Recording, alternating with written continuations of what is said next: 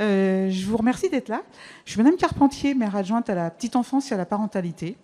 Je suis très heureuse parce que j'avais souhaité organiser cette conférence après le Covid, parce que je me rendais compte au quotidien des difficultés que pouvaient rencontrer les parents, les enfants, les adolescents, mais aussi plein de monde.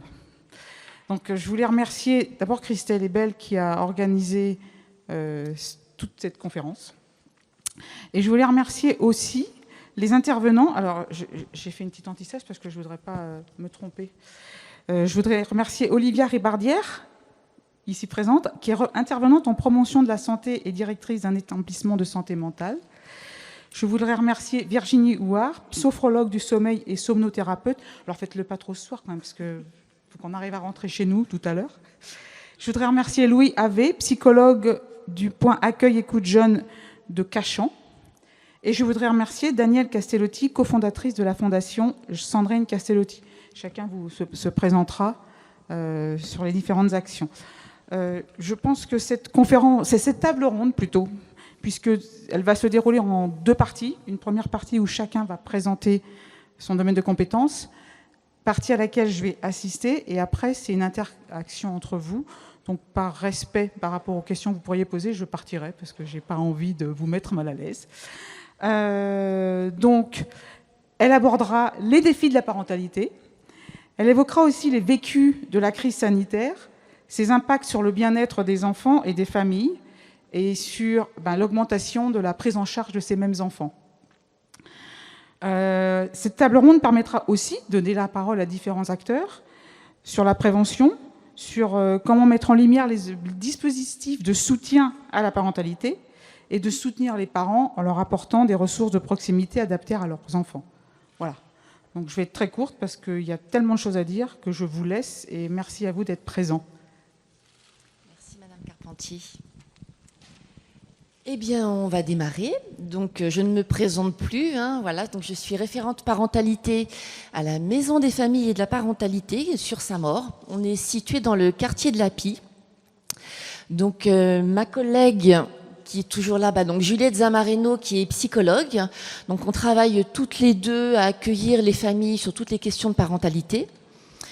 Depuis l'ouverture de la structure en janvier 2021, nous sommes amenés à recevoir les familles en entretien ou en groupe de parole et nous constatons très souvent des problématiques similaires alors autour de l'après-confinement et cela quel que soit l'âge, avec peut-être une accentuation pour les jeunes.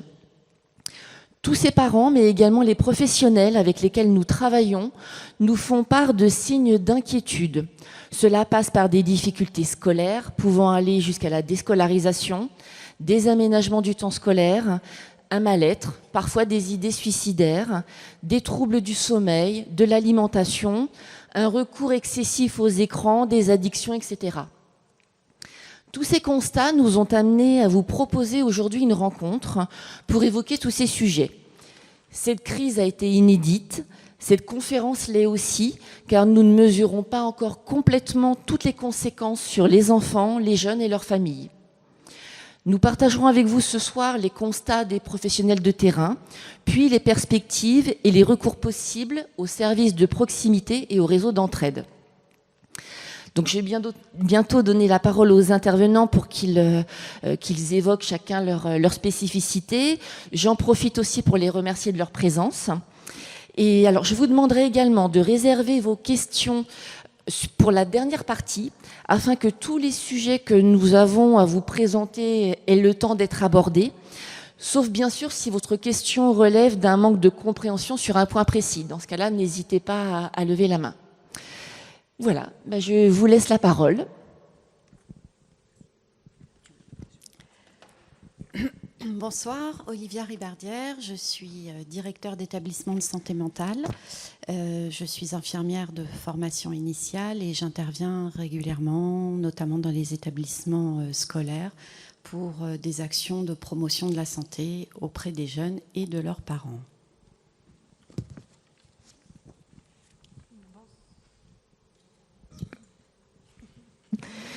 Bonsoir, moi je suis Virginie Houard, spécialiste du sommeil. On va parler de sommeil dans cette conférence.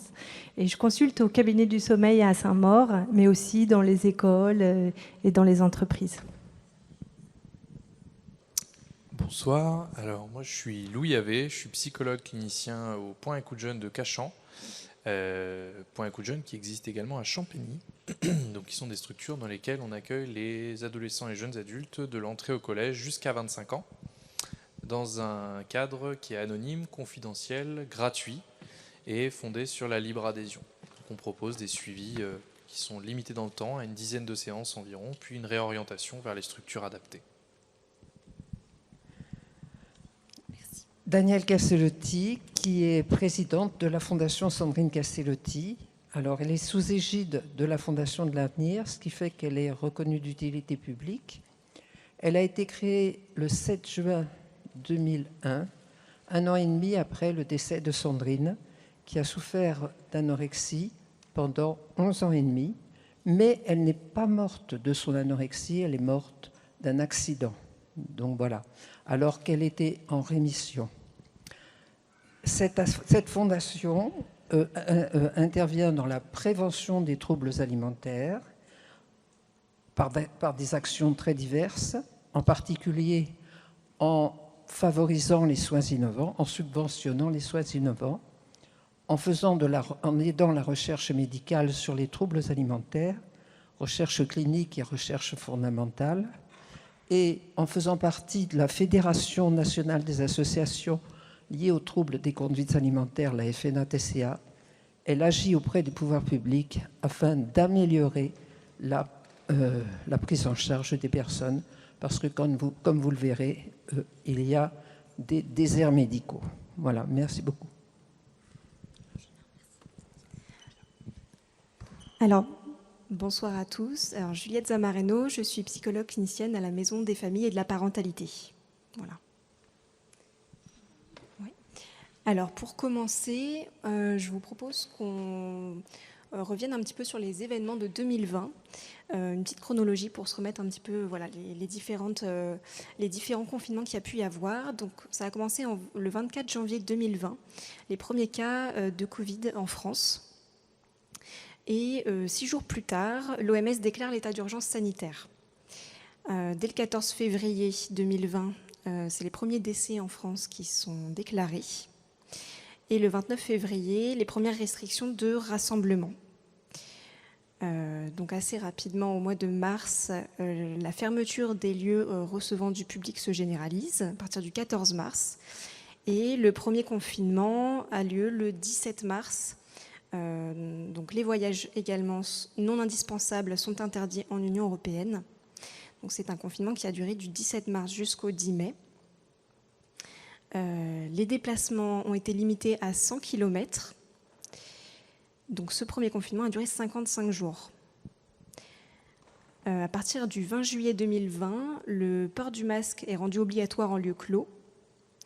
Et le 28 août 2020, le port du masque est obligatoire également en extérieur.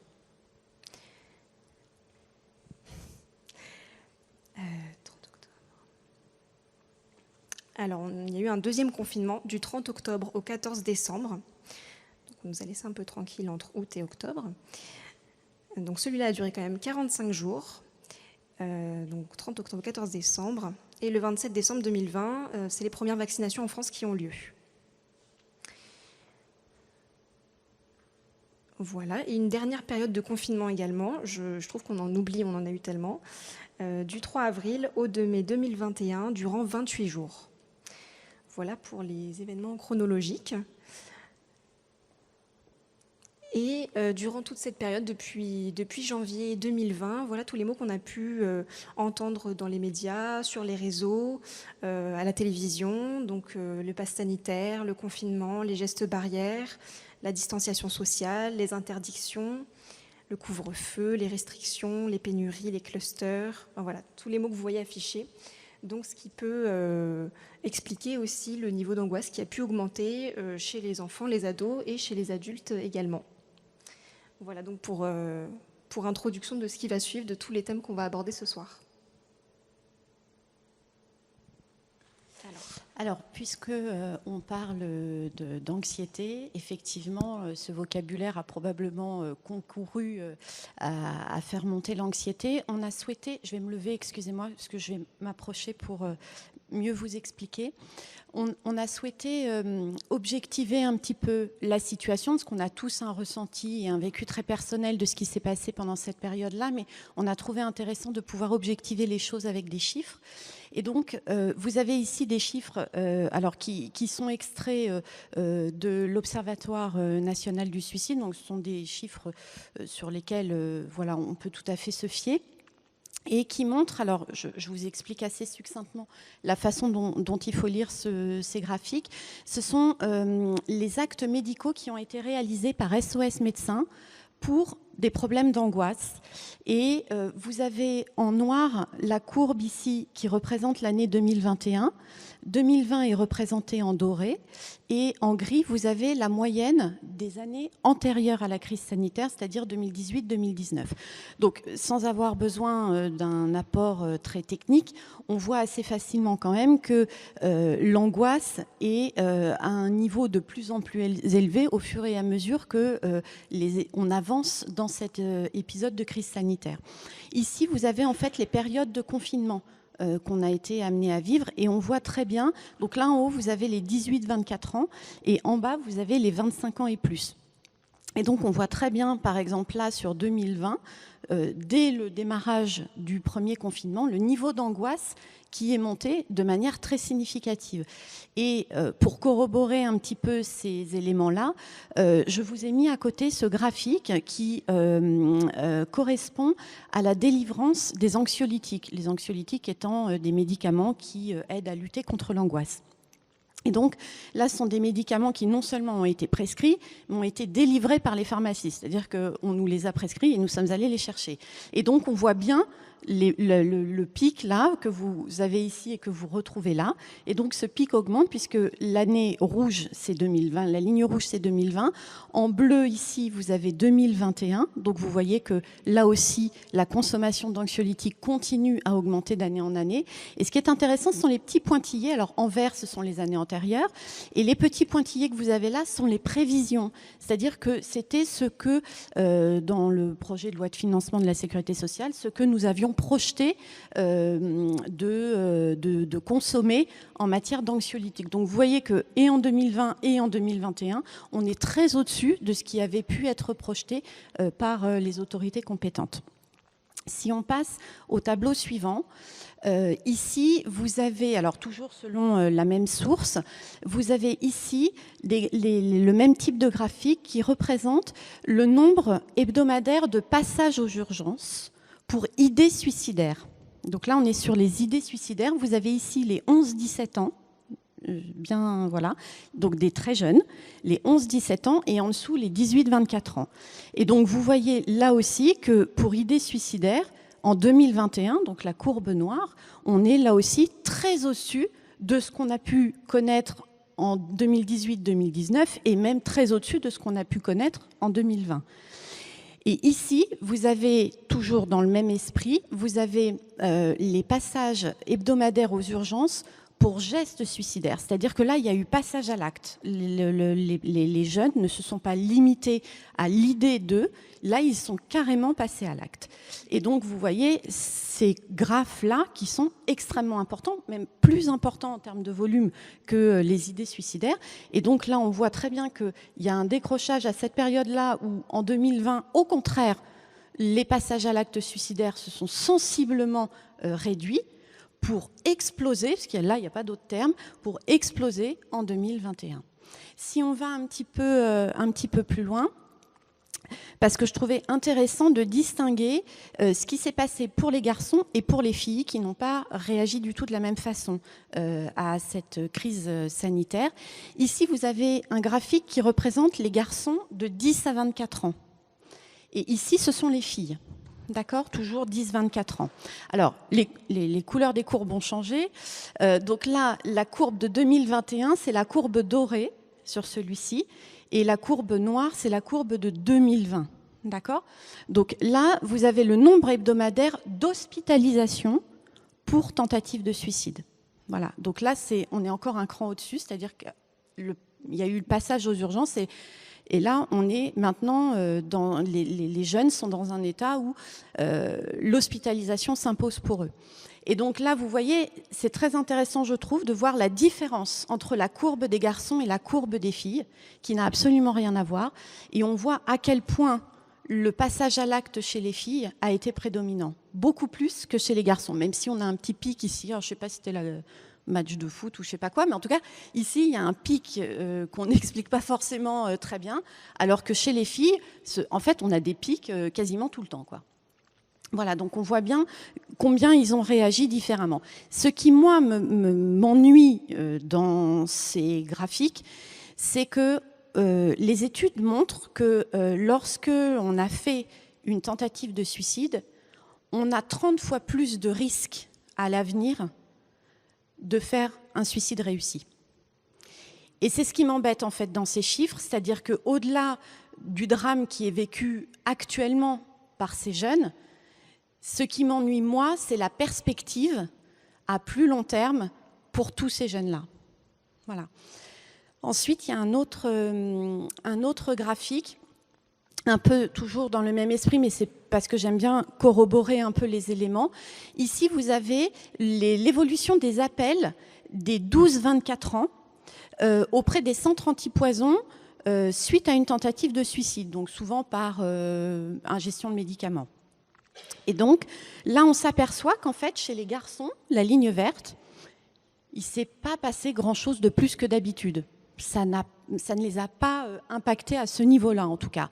En revanche, la courbe noire qui représente les filles, là, on constate qu'il y a un vrai décroché et on s'aperçoit en fait qu'il y a eu 50% de plus d'appels des jeunes femmes auprès des centres antipoison pour tentative de suicide.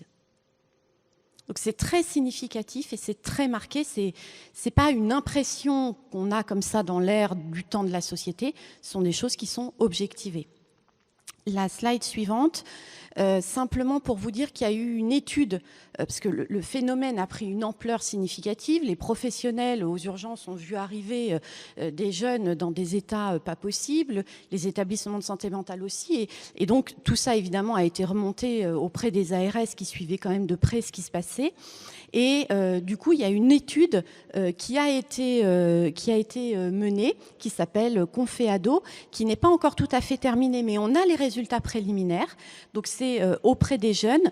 Et donc, qu'est-ce qui apparaît dans les premiers résultats de cette étude? C'est que, eh bien, en fait, ce sont surtout les adolescents qui ont été impactés par cette crise sanitaire, plus que les enfants. C'est-à-dire que ce sont plutôt nos 13-18 ans. Eux ont été vraiment pris de plein fouet, beaucoup plus que les plus petits. D'accord ? Les 9-12 ans ont moins réagi, en tout cas ont moins manifesté par rapport à ces événements-là. Ensuite, clairement, chez les filles, la démonstration de l'impact a été plus importante. En tout cas, elle a été davantage repérée par les professionnels de santé. On verra après que ça ne veut pas dire que les garçons n'ont pas été impactés, mais qu'ils l'ont probablement été différemment. Ensuite, on s'est retrouvé avec une très forte consommation des temps d'écran, mais vraiment très importante. Je vous montrerai d'autres chiffres tout à l'heure, où on est très largement au-delà de 6 heures de temps d'écran par jour pour nos adolescents.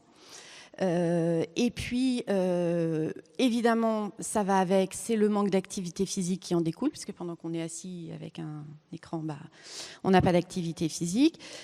Des difficultés face aux devoirs et au retour à l'école et à la reprise d'un certain rythme. Et puis aussi, on a constaté une détresse plus importante chez les enfants qui étaient issus de familles déjà fragilisées. Alors vous allez me dire, c'est pas très surprenant, mais quand on dit fragilisé, ça ne veut pas forcément dire des gens qui sont en situation précaire. Fragilisé, ça peut être parce qu'il y a un parent qui est malade dans la famille, ou un frère ou une sœur qui va pas bien, ou voilà, d'accord ? Et puis, il y a une détresse psychologique qui a été très, très, très clairement exprimée par les enfants et les adolescents dès lors où il y avait un proche qui était atteint par le Covid.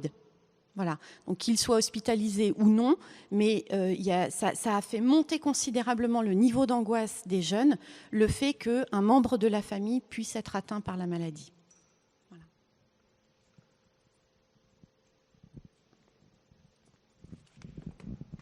Merci beaucoup. Hop. Alors, je ne sais pas s'il y a besoin que je sois debout. Pour l'instant, je vais rester assis, on verra comment les choses dérivent. Donc effectivement, comme ça a très bien été introduit à l'instant, il y a eu une vraie distinction qui a été faite. On a pu voir une vraie distinction dans la souffrance et dans l'expression de la souffrance chez les jeunes et chez les moins jeunes, mais surtout chez les garçons et chez les filles. Donc notamment, à titre personnel, ce que j'ai observé de manière assez empirique, donc c'est-à-dire dans ma clinique, et en discutant un petit peu avec mes confrères et consoeurs, c'est que on observe en fait que les filles, en règle générale, ont tendance à exprimer, surtout à l'adolescence, leur souffrance par une auto-agressivité, c'est-à-dire des mutilations, des problématiques de troubles alimentaires sur lesquels on reviendra tout à l'heure, des scarifications et notamment des passages à l'acte suicidaire qui sont d'ailleurs statistiquement beaucoup plus des tentatives de suicide. Voilà, les filles font plus de tentatives de suicide et les garçons font plus de suicides. Et les garçons, les hommes, en règle générale, en France en tout cas, meurent 3 fois plus de suicides que les femmes. Et donc du coup, il y a vraiment comme ça une espèce de distance qui se met entre les deux, c'est-à-dire que les filles se font du mal. Et c'est là qu'est tout le souci statistique, c'est qu'en fait, on peut chiffrer ces problématiques-là, donc les passages aux urgences, etc. Et d'ailleurs, quand on regarde, pas revenir sur les slides, mais quand on regarde les chiffres, on voit que très souvent, pour les appels, par exemple, ça c'est le chiffre pour moi qui est le plus parlant, pour les appels, on voit que chez les hommes, les appels auprès des services d'aide compétents, on voit que chez les hommes, ça a quasiment stagné, parce qu'on n'apprend pas aux garçons, et les garçons n'ont pas dans leur fonctionnement d'appeler. Voilà. Et en plus de ça, il y a toute la question de la honte, etc. Bref, là où les filles sont beaucoup plus à l'écoute de ce qu'elles ressentent, et beaucoup plus au courant, parfois, des aides, et c'est beaucoup plus OK, comme on dit, de demander de l'aide. Ce qui ne signifie pas qu'elles souffrent moins, bien au contraire, ça veut dire que ça se joue plus effectivement sur du mal que je me fais en tant que jeune fille ou que jeune femme ou que femme en construction. Surtout à un âge où il y a tous les changements du corps. Alors certes, les changements du corps chez un homme sont bien présents. Chez une femme, pour le coup, on sait qu'il y a une vraie mutation, une réelle mutation du corps qui se fait à ce moment-là. Et donc porter atteinte à son corps au moment de l'adolescence, ça en dit long aussi sur l'état mental du jeune, qui très souvent porte en fait atteinte à cette évolution. En fait, c'est un moyen de se... Comment dire ? Les mutilations sont aussi un moyen de maintenir le corps dans l'état actuel des choses. Parce que, pour dire ça en langage un peu plus familier, c'est si je pouvais rester comme je suis maintenant, je préfère la souffrance d'aujourd'hui que celle de demain, vue compte tenu de celle d'hier. Donc à la rigueur, si je pouvais ne plus prendre de poitrine, ne plus prendre de hanche, etc., puisque ça semble être intrinsèquement lié avec ma souffrance, j'aimerais bien que ça s'arrête dès maintenant. Voyez ? Par contre, ce qui est intéressant, c'est qu'on a aussi observé, et ça on peut beaucoup moins le chiffrer, c'est que les garçons manifestent leur souffrance par une hétéro-agressivité, c'est-à-dire une agressivité qui va se jouer vers l'extérieur, et notamment, on a vu une explosion. Je participe dans le cadre de mon travail à un dispositif inclusion, donc qui accueille pendant des semaines d'exclusion pour les jeunes sanctionnés d'exclusion en fait temporaire, donc qui peuvent aller jusqu'à 8 jours d'exclusion. Plutôt que de les laisser chez eux devant la console à attendre que la sanction se passe, il y a les villes comme Villejuif et autres villes d'ailleurs, je crois que Saint-Maur en a une aussi, un dispositif d'inclusion, je suis pas sûr, qui met en place en fait une semaine où ils vont être accompagnés pour réfléchir à la sanction, au rôle de la sanction, à la place de leur vraie faute et comment se réinsérer ensuite dans le groupe classe, comme on dit. Et en fait, on a vu une explosion des exclusions dès le retour des confinements. C'est-à-dire que les garçons souffraient et donc ils avaient, on va dire, la main lourde sur le coup aux copains. Voilà. Et donc il y a une espèce de tension interne qui doit se manifester par exemple, des jeux de bagarre. Beaucoup d'écoles ont eu des soucis avec une explosion des bagarres. Voilà. Et donc cette hétéroagressivité, pour le coup, on s'en inquiète beaucoup moins parce qu'on a tendance à la repousser. C'est-à-dire qu'on dénonce la violence, et donc si je schématise la violence des garçons, alors qu'on plaint l'automutilation, etc. Mais il n'empêche que ce sont effectivement 2 violences qui sont signes d'une grande souffrance. Et enfin, on a une explosion, vraiment c'est un euphémisme, une explosion de la violence au sein des familles, au sein des foyers. Et c'est une explosion qui a été double parce que, alors c'est tout le problème des psychologues et de la psychologie en général, c'est que nous gagnons en visibilité à mesure que le chaos s'instaure. C'est-à-dire que les psychologues n'ont jamais eu autant de visibilité et autant une image importante et valorisée que pendant les attentats, que pendant le Covid. Et donc d'un coup on disait aller mal c'est beaucoup plus entendable, souffrir c'est beaucoup plus ok, et donc on va emmener vers le psychologue parce que là on ne sait pas quoi faire d'autre. Mais c'est justifié par le fait qu'on en parle partout sur la télévision, etc. Et en fait, la violence au sein du foyer, on s'est mis à en parler énormément, et notamment des impacts psychologiques qu'il pouvait y avoir. Et donc, il y a beaucoup plus de numéros qui sont apparus. Je crois qu'il y a eu 5 ou 6 numéros verts qui sont apparus quasiment en même temps, à tel point qu'en fait, ça devenait même compliqué de savoir qui appeler. Enfin, vraiment, même encore aujourd'hui, il y a des associations pour tout. Enfin, voilà, c'est quand on est une femme rousse, droitière, qui a été violentée, mais uniquement un mardi, on a une association spécifique, ce qui du coup rend hyper compliqué, pareil, le chiffrage de ces violences. Mais en tout cas, on a vu une explosion de cette violence, et forcément, quand on enferme des êtres humains ensemble, surtout, comme on disait tout à l'heure, quand c'est déjà fragile, c'est-à-dire qu'il y a déjà quand même un potentiel de violence à la maison qui est assez présent, quand on les enferme ensemble et qu'on leur dit « vous ne sortirez plus », comme on le disait tout à l'heure, la violence se joue au sein du foyer, auprès de nos proches. Donc voilà, donc c'est des éléments qui sont assez importants.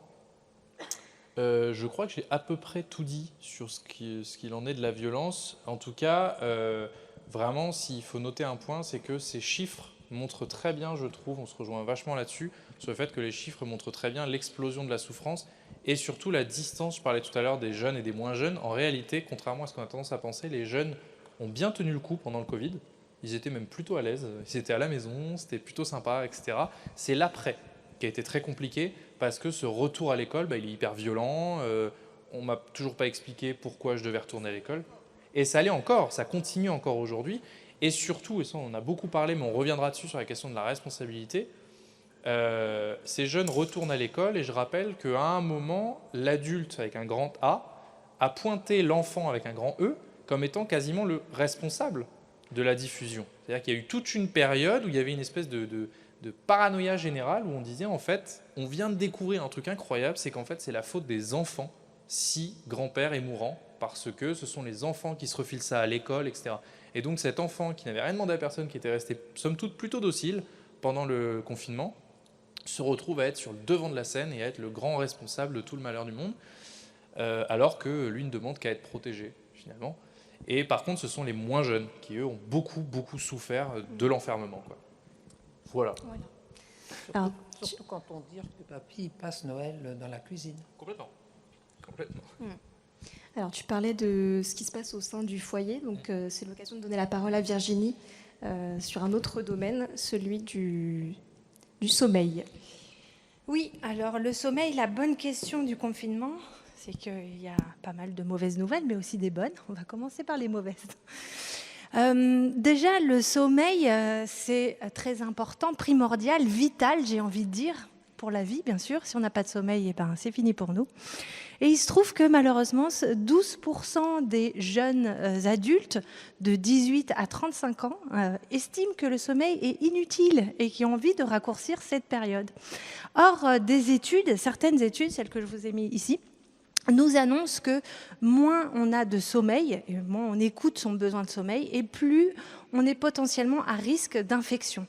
Donc, dans une période de Covid et qu'on ne dort pas assez, malheureusement pour nous, on attrape plus facilement des infections telles la Covid. Donc, c'est ce que vous voyez à travers ce graphique. Donc, vous voyez, quand on dort moins de 5 heures par nuit, on a 45% de chances de tomber malade, d'une infection, quelle qu'elle soit, pas forcément la Covid. Et au-delà de 7 heures, on n'est qu'à 17%. Donc il y a vraiment un gap différent. Et c'est pour vous dire que le sommeil est extrêmement important. Ce n'est pas à prendre à la légère. Donc on va voir dans une seconde slide qu'est-ce qui s'est passé. Alors ça, c'est le virus du Covid. Je ne sais pas si vous l'aviez déjà vu, mais il ressemble à ça. Alors notre petit virus du Covid, qu'est-ce qu'il nous a fait? Il nous a fait beaucoup de soucis au niveau du sommeil. On peut les distinguer en 3 phases. La première phase, c'est quand vous venez juste d'avoir une infection. Alors, qu'est-ce qui se passe? Tout de suite, vous avez un manque de sommeil, donc vous avez besoin de dormir plus. La maladie vous fait dormir plus. Ensuite, il y a des douleurs dues aux problèmes respiratoires qui sont des fois très très difficiles. Donc voilà, ces personnes sont hospitalisées. Il y a un état mental qui est aggravé et qui ne favorise pas le sommeil. Est-ce que je vais y passer ou est-ce que je vais rester là? Comment va être ma famille si moi je suis à l'hôpital? Donc il y a vraiment une très très forte inquiétude et qui va perturber le sommeil et aussi donc d'une part la guérison que vous allez avoir. Il y a aussi un environnement quand on est à l'hôpital pour s'endormir qui n'est pas favorable, le va-et-vient des infirmières, etc., le bruit des machines. Et on n'est pas dans son lit, c'est très perturbant. Donc du coup, on dort moins et la qualité de notre sommeil s'en ressent. On a moins de sommeil lent profond qui est plus, qui nous répare plus. Ensuite, il y a la deuxième phase, la phase de récupération. Eh bien, là aussi, on voit une augmentation de notre temps de sommeil. Il est quasiment obligatoire et c'est aussi pour ça que ça a été très dur de reprendre le travail quand on a été infecté par la Covid. Je ne sais pas si certains d'entre vous ont eu la Covid et si vous avez ressenti ces symptômes de fatigue. Donc, ils sont vraiment très, très présents et ils sont présents au-delà de la période où vous êtes vraiment infecté. Et puis après, on s'est aperçu par d'autres études que 100 jours après, il pouvait y avoir encore une persistance des troubles du sommeil et on ne sait pas encore si ces troubles pourront être chroniques. Donc il y a un vrai danger sur le sommeil. Donc pendant la période de confinement, ça c'était la période de l'infection. Maintenant, la période de confinement, elle aussi, elle a joué sur la qualité de notre sommeil. Déjà, on s'est aperçu qu'il y avait un grand bouleversement de nos habitudes face au sommeil. Le confinement a complètement déréglé nos manières d'aller au lit, le temps qu'on y a passé. On s'est aperçu que pour certaines populations, on se couchait beaucoup plus tard. Et pour d'autres populations, eh bien, on se réveillait aussi beaucoup plus tard parce qu'on avait moins de transport. On était souvent à la maison, en télétravail. Donc peut-être que ça a été le cas pour vous. Vous avez pu finalement retrouver presque un peu plus de sommeil et un sommeil qui va correspondre un peu plus à votre physiologie. Donc ça, c'est plutôt une bonne nouvelle. Par contre, pour les personnes qui sont de chronotype couche-tard, on a différents types de profils face au sommeil, et bien celles-ci se sont trouvées de plus en plus décalées. C'est-à-dire que ces personnes se couchaient de plus en plus tard, une fois à minuit, une fois à 1h, une fois à 2h, et finalement, elles se décalent de plus en plus, et le matin, ça devient vraiment très compliqué pour se réveiller et être synchrone avec le reste de la famille ou avec le travail. Donc il y avait une vraie difficulté par ailleurs. Il y a aussi un autre souci, c'est que le sommeil se régule notamment avec la qualité de la journée que vous passez. Est-ce que vous passez du temps dehors? Est-ce que vous avez de la lumière? Est-ce que vous avez des rythmes sociaux avec vos collègues, avec vos amis, etc. Et donc, le confinement nous a privés de toutes ces choses-là. Je vous rappelle que pour le premier confinement, on était au début, avant l'été. Il faisait un temps magnifique, très très chaud, et on était privés de sortie, on ne pouvait même pas aller dans les parcs. Ça a été un vrai problème parce que le sommeil se régule avec cette intensité lumineuse. Et nous, on en était privés, on restait enfermés dans nos maisons. Donc voilà, du coup, ça a créé beaucoup de réveils nocturnes, une moins bonne qualité du sommeil. Et puis, on s'est aperçu aussi qu'il y avait beaucoup de rêves et de cauchemars, même, je devrais dire. Donc, c'est un peu le prolongement de cet état psychique dont ont parlé mes collègues tout à l'heure. C'est que ça ne va pas bien pendant votre journée et ça ne va pas bien aussi pendant votre nuit parce que tout ça, ça revient en boucle et en boucle dans des rêves et des cauchemars. On a eu beaucoup plus de prise en charge sur des cauchemars récurrents à cause de la Covid. Et enfin, la qualité du sommeil s'est vraiment trouvée endommagée avec plus de 74% de la population qui avait un trouble du sommeil, ce qui est quand même énorme. Hein. Voilà. Donc les personnes les plus touchées, là encore on le revoit avec ce qui a été dit avant, c'est en premier lieu ce sont les femmes qui ont été le plus touchées par ces problèmes de sommeil. Alors on ne peut pas dire est-ce que c'est parce que c'est elles qui ont été vraiment touchées ou est-ce que c'est elles qui ont répondu plus au questionnaire. Ça on n'est pas capable de le dire, mais en tout cas voilà, c'est ce que les études nous ont révélé. C'est une étude Coconel et INSV en 2021 qui nous dit ça. Et nous dit aussi que c'est les 18-24 ans qui ont été énormément touchés par ces problèmes de sommeil. Ces 18-24 ans, c'est aussi parce que leur monde, leur vie a totalement été bouleversée, chamboulée. Ils avaient plus cours, ils avaient cours en présentiel ou pas en présentiel. Enfin, c'était vraiment compliqué pour eux de vivre ce confinement. Ensuite, on a vu que les couches tard étaient très impactées par ce sommeil et encore une fois, les personnes, comme on l'a dit tout à l'heure, les plus exposées à la Covid directement ou indirectement avec une personne dans leur famille. Voilà, lors du deuxième confinement, on a vu une bonne nouvelle, c'est qu'on s'est adapté. On s'est adapté à notre sommeil. Donc, on a eu finalement moins de détérioration sur la qualité de notre sommeil. Mais par contre, on a vu une chose, c'est qu'on était beaucoup plus fatigué. Mais c'est une fatigue aussi qui est liée au psychisme.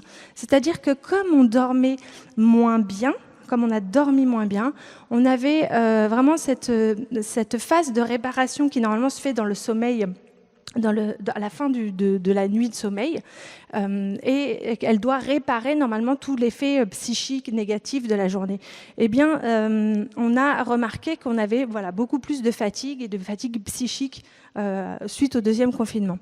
Ensuite, les télétravailleurs et les inactifs, elles, ont pour le coup moins bien passé ce deuxième confinement du fait de l'enfermement, de rester sans lien du tout, sans lien, encore plus isolé que les autres travailleurs, même si les autres travailleurs travaillaient en télétravail. Et puis les 18-24 ans, elles aussi ont une très très mauvaise qualité de sommeil.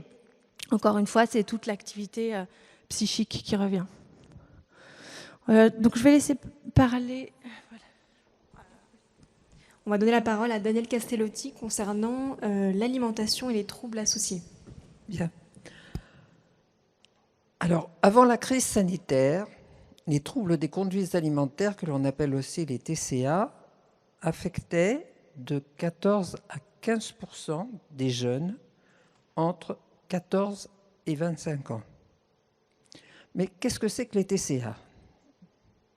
Tout d'abord, l'anorexie mentale, qui souvent est la plus connue, parce qu'on en parle pas mal. Ça atteint, quand je voulais revenir 14 à 15%, c'est au moins 600 000 à 1 million de personnes en France.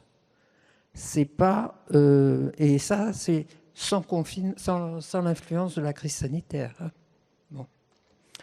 L'anorexie mentale, elle affecte à peine 1% de la population, des adolescents et des jeunes adultes, sachant aussi qu'il y a des anorexies précoces qui peuvent commencer à 7-8 ans. Voilà. Elle se caractérise par une diminution de la prise alimentaire, qualitative et quantitative, ce qui fait qu'il y a un amaigrissement. Et on constate qu'il y a deux types d'anorexie. L'anorexie restrictive, c'est-à-dire qu'on est tout le temps, on supprime tout le temps certains aliments et en quantité et en qualité. Et l'anorexie avec crise de boulimie, c'est-à-dire que là, il y a des périodes de compulsion alimentaire parce qu'on a faim. Les anorexiques, elles crèvent de faim, et elles contrôlent leur faim. Voilà. Et à ce moment-là, il y a des mécanismes compensatoires. Je n'insisterai pas sur les mécanismes compensatoires. Voilà. La boulimie nerveuse, elle est un peu plus importante. Elle débute un petit peu plus tard. Elle affecte 2% de la population en général. Elle se caractérise par des périodes de compulsion alimentaire, mais qui sont ensuite suivies de mécanismes compensatoires, ce qui fait que les personnes, elles peuvent être à poids normal. Et c'est très difficile à ce moment-là, à l'entourage, de savoir que votre enfant souffre de crise de boulimie. Voilà, puisque le poids est normal et que les crises de boulimie, elles sont cachées, masquées, voilà, et les mécanismes compensatoires aussi. Et puis, vous avez l'hyperphagie boulimique qui, elle, c'est des compulsions alimentaires. Elle affecte 3 à 4% de la population, des jeunes de 14 à 25 ans. Et donc, mais elle n'est pas suivie de mécanismes compensatoires. Ça arrive plutôt vers 18 ans, à peu près. Et donc, comme on n'a pas de mécanisme compensatoire et qu'on mange trop, on grossit, on est en surpoids, on arrive à l'obésité et même l'obésité morbide. Voilà. Bien. Puis, il y a, parce que vous me dites 1%, 2%, 3%, ça ne fait pas 14 à 15%, hein, d'accord ? Ça veut dire que la majorité des troubles alimentaires, quand même, ce sont des troubles qui ne sont pas complètement, qui sont majoritaires, qui sont de 8-9% au total, et qui ne sont pas complètement de l'anorexie, de la boulimie, n'ont pas tous les caractères de ces trois pathologies. Et puis, il ne faut pas oublier aussi l'orthorexie. Alors, l'orthorexie, en France, n'est pas considérée comme un trouble alimentaire. Par contre, dans les pays anglo-saxons, ça l'est considéré. Pourquoi ? Parce qu'en fait, il n'y a pas d'impact sur le poids, etc. Vous avez un indice de masse corporelle qui est normal, normalement. Et donc, mais c'est la recherche des aliments sains. Et tellement de la recherche des aliments sains qu'on peut passer son temps, toute une journée, à aller à la recherche des aliments sains, c'est-à-dire que l'on n'a plus de relations sociales et ça peut amener à l'anorexie mentale. Alors, pour ça, il faut savoir quels sont les facteurs de déclenchement d'un trouble des conduites alimentaires. C'est plurifactoriel.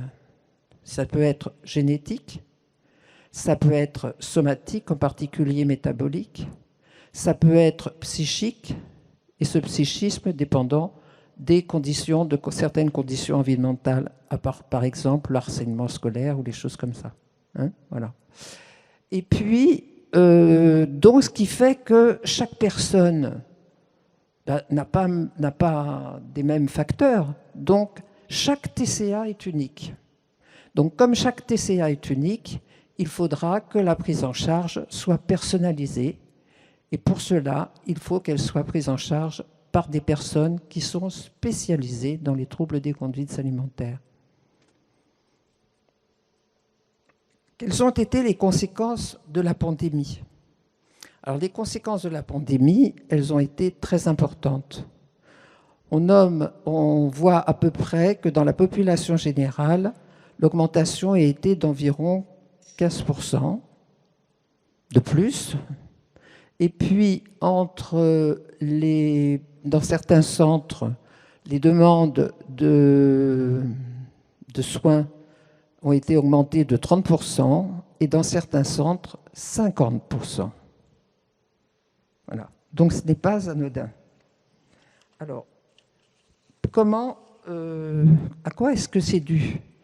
Eh bien, ça peut être dû à une aggravation d'un trouble alimentaire qui existait déjà, soit à un trouble alimentaire qui revient, puisqu'on a déjà eu ça du fait des confinements. Et puis, troisième possibilité, c'est un trouble alimentaire qui intervient, mais sur des personnes qui ont déjà des relations difficiles avec l'alimentation. Il faut savoir que c'est la tranche des 15-30 ans qui est la plus concernée, ce qu'on a vu aussi tout à l'heure. Hein. Pourquoi ? Parce que c'est à l'âge entre, je vous ai dit, entre 15-25 ans, où les troubles alimentaires se développent. Hein, l'anorexie, la boulimie un petit peu plus tard, l'hyperphagie boulimique encore un petit peu plus tard. C'est à ce moment-là qu'à l'âge de l'adolescence ou du jeune adulte, la personne se construit par ses relations avec les autres. Et là, pourquoi ? Il n'y a pas eu de relation avec les autres et c'est ce qui est arrivé. Donc, en fait, pas de relation avec les autres, c'est lié à quoi ? C'est lié le responsable, ce sont les confinements. Voilà. Et les confinements, il y a eu confinement, déconfinement, reconfinement, qu'est-ce qu'il y a eu ? Couvre-feu, enfin bon, etc. Et tout ça, ça fait que les jeunes, ils étaient complètement déboussolés et ils ont perdu confiance dans leurs parents, parce qu'en définitive, dans les discours qui étaient donnés par des hommes politiques également, on n'a pas besoin de masque. Que pépé, maman, allage manger dans la cuisine pour Noël, etc., etc. Et tout ça, c'était... Et puis, porter le masque à l'extérieur, alors qu'on sait très bien maintenant qu'il n'y a pas besoin de porter le masque à l'extérieur. C'est à l'intérieur qu'il faut que c'est important. Voilà. Bien. Donc je vais passer. Oui. Oui, alors effectivement, vous avez parlé des relations aux autres qui ont manqué Oui. à ce moment-là, avec la discontinuité des confinements, des reconfinements, à un moment de la vie où finalement, à l'adolescence, il y a besoin des autres, et notamment sur un sujet important qui est la sexualité. Donc on va laisser la parole à Louis Havé. Alors effectivement, très belle image, soit dit en passant. Effectivement, ouais, ça a été un vrai sujet. Ça a été un vrai sujet, comme je disais tout à l'heure. Les psychologues, on a eu une explosion des consultations. Donc il y a eu de plus en plus de consultations, de plus en plus précoces, c'est-à-dire l'inquiétude, forcément, on était enfermés avec les enfants, donc on remarquait beaucoup plus tôt les problématiques. Parfois, on se les prenait aussi de plein fouet en tant qu'adulte, en se disant je n'avais pas pris la mesure de à quel point tu allais mal. Et surtout, les jeunes venaient aussi pour des raisons de plus en plus graves, parce qu'il y avait une espèce d'effet, effet cocotte minute, en fait, d'être enfermé à la maison. Et notamment, la question de la sexualité a été énormément impactée pour plusieurs raisons. Déjà, parce qu'on est à un âge où, effectivement, comme ça a été dit à l'instant, on est à un âge de la découverte du corps. Cette découverte du corps, elle passe par deux grands axes qui vont être la découverte de mon propre corps et la découverte du corps de l'autre. Donc je vais aller à la rencontre de l'autre en tant qu'adolescent notamment, que jeune adulte parfois aussi. Je vais aller à la rencontre de l'autre et à ma rencontre. Et donc ma rencontre, elle passe notamment par l'auto-observation, etc. Et éventuellement par toutes les ce qu'on appelle les conduites masturbatoires, donc la masturbation, la découverte de la sexualité, etc. Voire même pour ceux qui ont déjà une sexualité active aussi, la pratique de l'acte sexuel. Là, je parle vraiment pour les adolescents et jeunes adultes. Et ensuite, cette découverte de l'autre, comme ça a été dit à l'instant, le fait d'être coupé des autres et en plus de ne pas pouvoir se fier aux liens, c'est-à-dire la notion de confinement, déconfinement, reconfinement, fait qu'en fait, à un moment, il y a une espèce parfois d'abandon du lien. C'est-à-dire, encore une fois, dit grossièrement, je ne vais pas aller m'attacher à mes camarades de classe alors qu'il se pourrait que dans un mois, on me redise de retourner chez moi et que ces camarades, je ne les reverrai plus. J'ai reçu récemment un jeune qui a très bien résumé ça en me disant, il y a un gars qui était dans ma classe en seconde, on s'est retrouvé à la fac, on a découvert qu'on était en classe ensemble. Parce que tout simplement, seconde, première et donc terminale, parce que les terminales, après il y a eu les demi-jauges, etc. Il était juste pas dans le bon groupe de sa propre classe, et donc il n'avait jamais remarqué qu'un type était dans sa classe sur tout son lycée. Voilà. Et donc cette sexualité, elle a été largement impactée par ça. Donc effectivement, cette découverte du corps ne peut pas forcément se faire, parce que quand il y a les parents dans la pièce d'à côté, c'est quand même vachement plus compliqué. D'autant qu'en plus, cette sexualité, elle se fait toujours aussi en secret. On a tous découvert notre corps aussi un petit peu à l'insu des parents. Le fait que les parents soient constamment sur notre dos, soient constamment présents, etc., ça fait que globalement, on ne se met pas nu facilement, sauf dans la salle de bain, que la masturbation, globalement, ça devient une vraie prise de risque. Et l'acte sexuel, si par hasard, parce qu'il y en avait aussi qui ont pris la décision, par exemple, d'être chez papa-maman, mais avec la conjointe ou avec le conjoint. Là, c'est pareil, ça réduit quand même un tout petit peu les possibilités. Ou alors, il faut être très imaginatif. Et ensuite, la sexualité, elle touchait aussi les parents eux-mêmes. C'est-à-dire que le groupe parent, le groupe couple, était hyper impacté. Et on le sait, en fait, pour faire front ensemble face à un enfant qui devient, il faut le dire, quand même de plus en plus insupportable parce qu'on est à son contact H24, il faut que le groupe couple puisse être suffisamment solide. Et pour qu'il soit suffisamment solide, il faut qu'il ait des temps, des espaces qui lui appartiennent. Donc chacun trouve sa méthode, d'aller au resto une fois par semaine, de se faire des petits ciné, des choses comme ça. Et puis parfois aussi d'avoir cette espèce d'intimité, cette relation charnelle qui là, pareil, est largement impactée. Comme on le disait tout à l'heure, plus la situation était précaire et donc parfois peut-être aussi les appartements avec des murs en paille, des murs très fins ou voire même parfois des pièces, il y a très peu de pièces.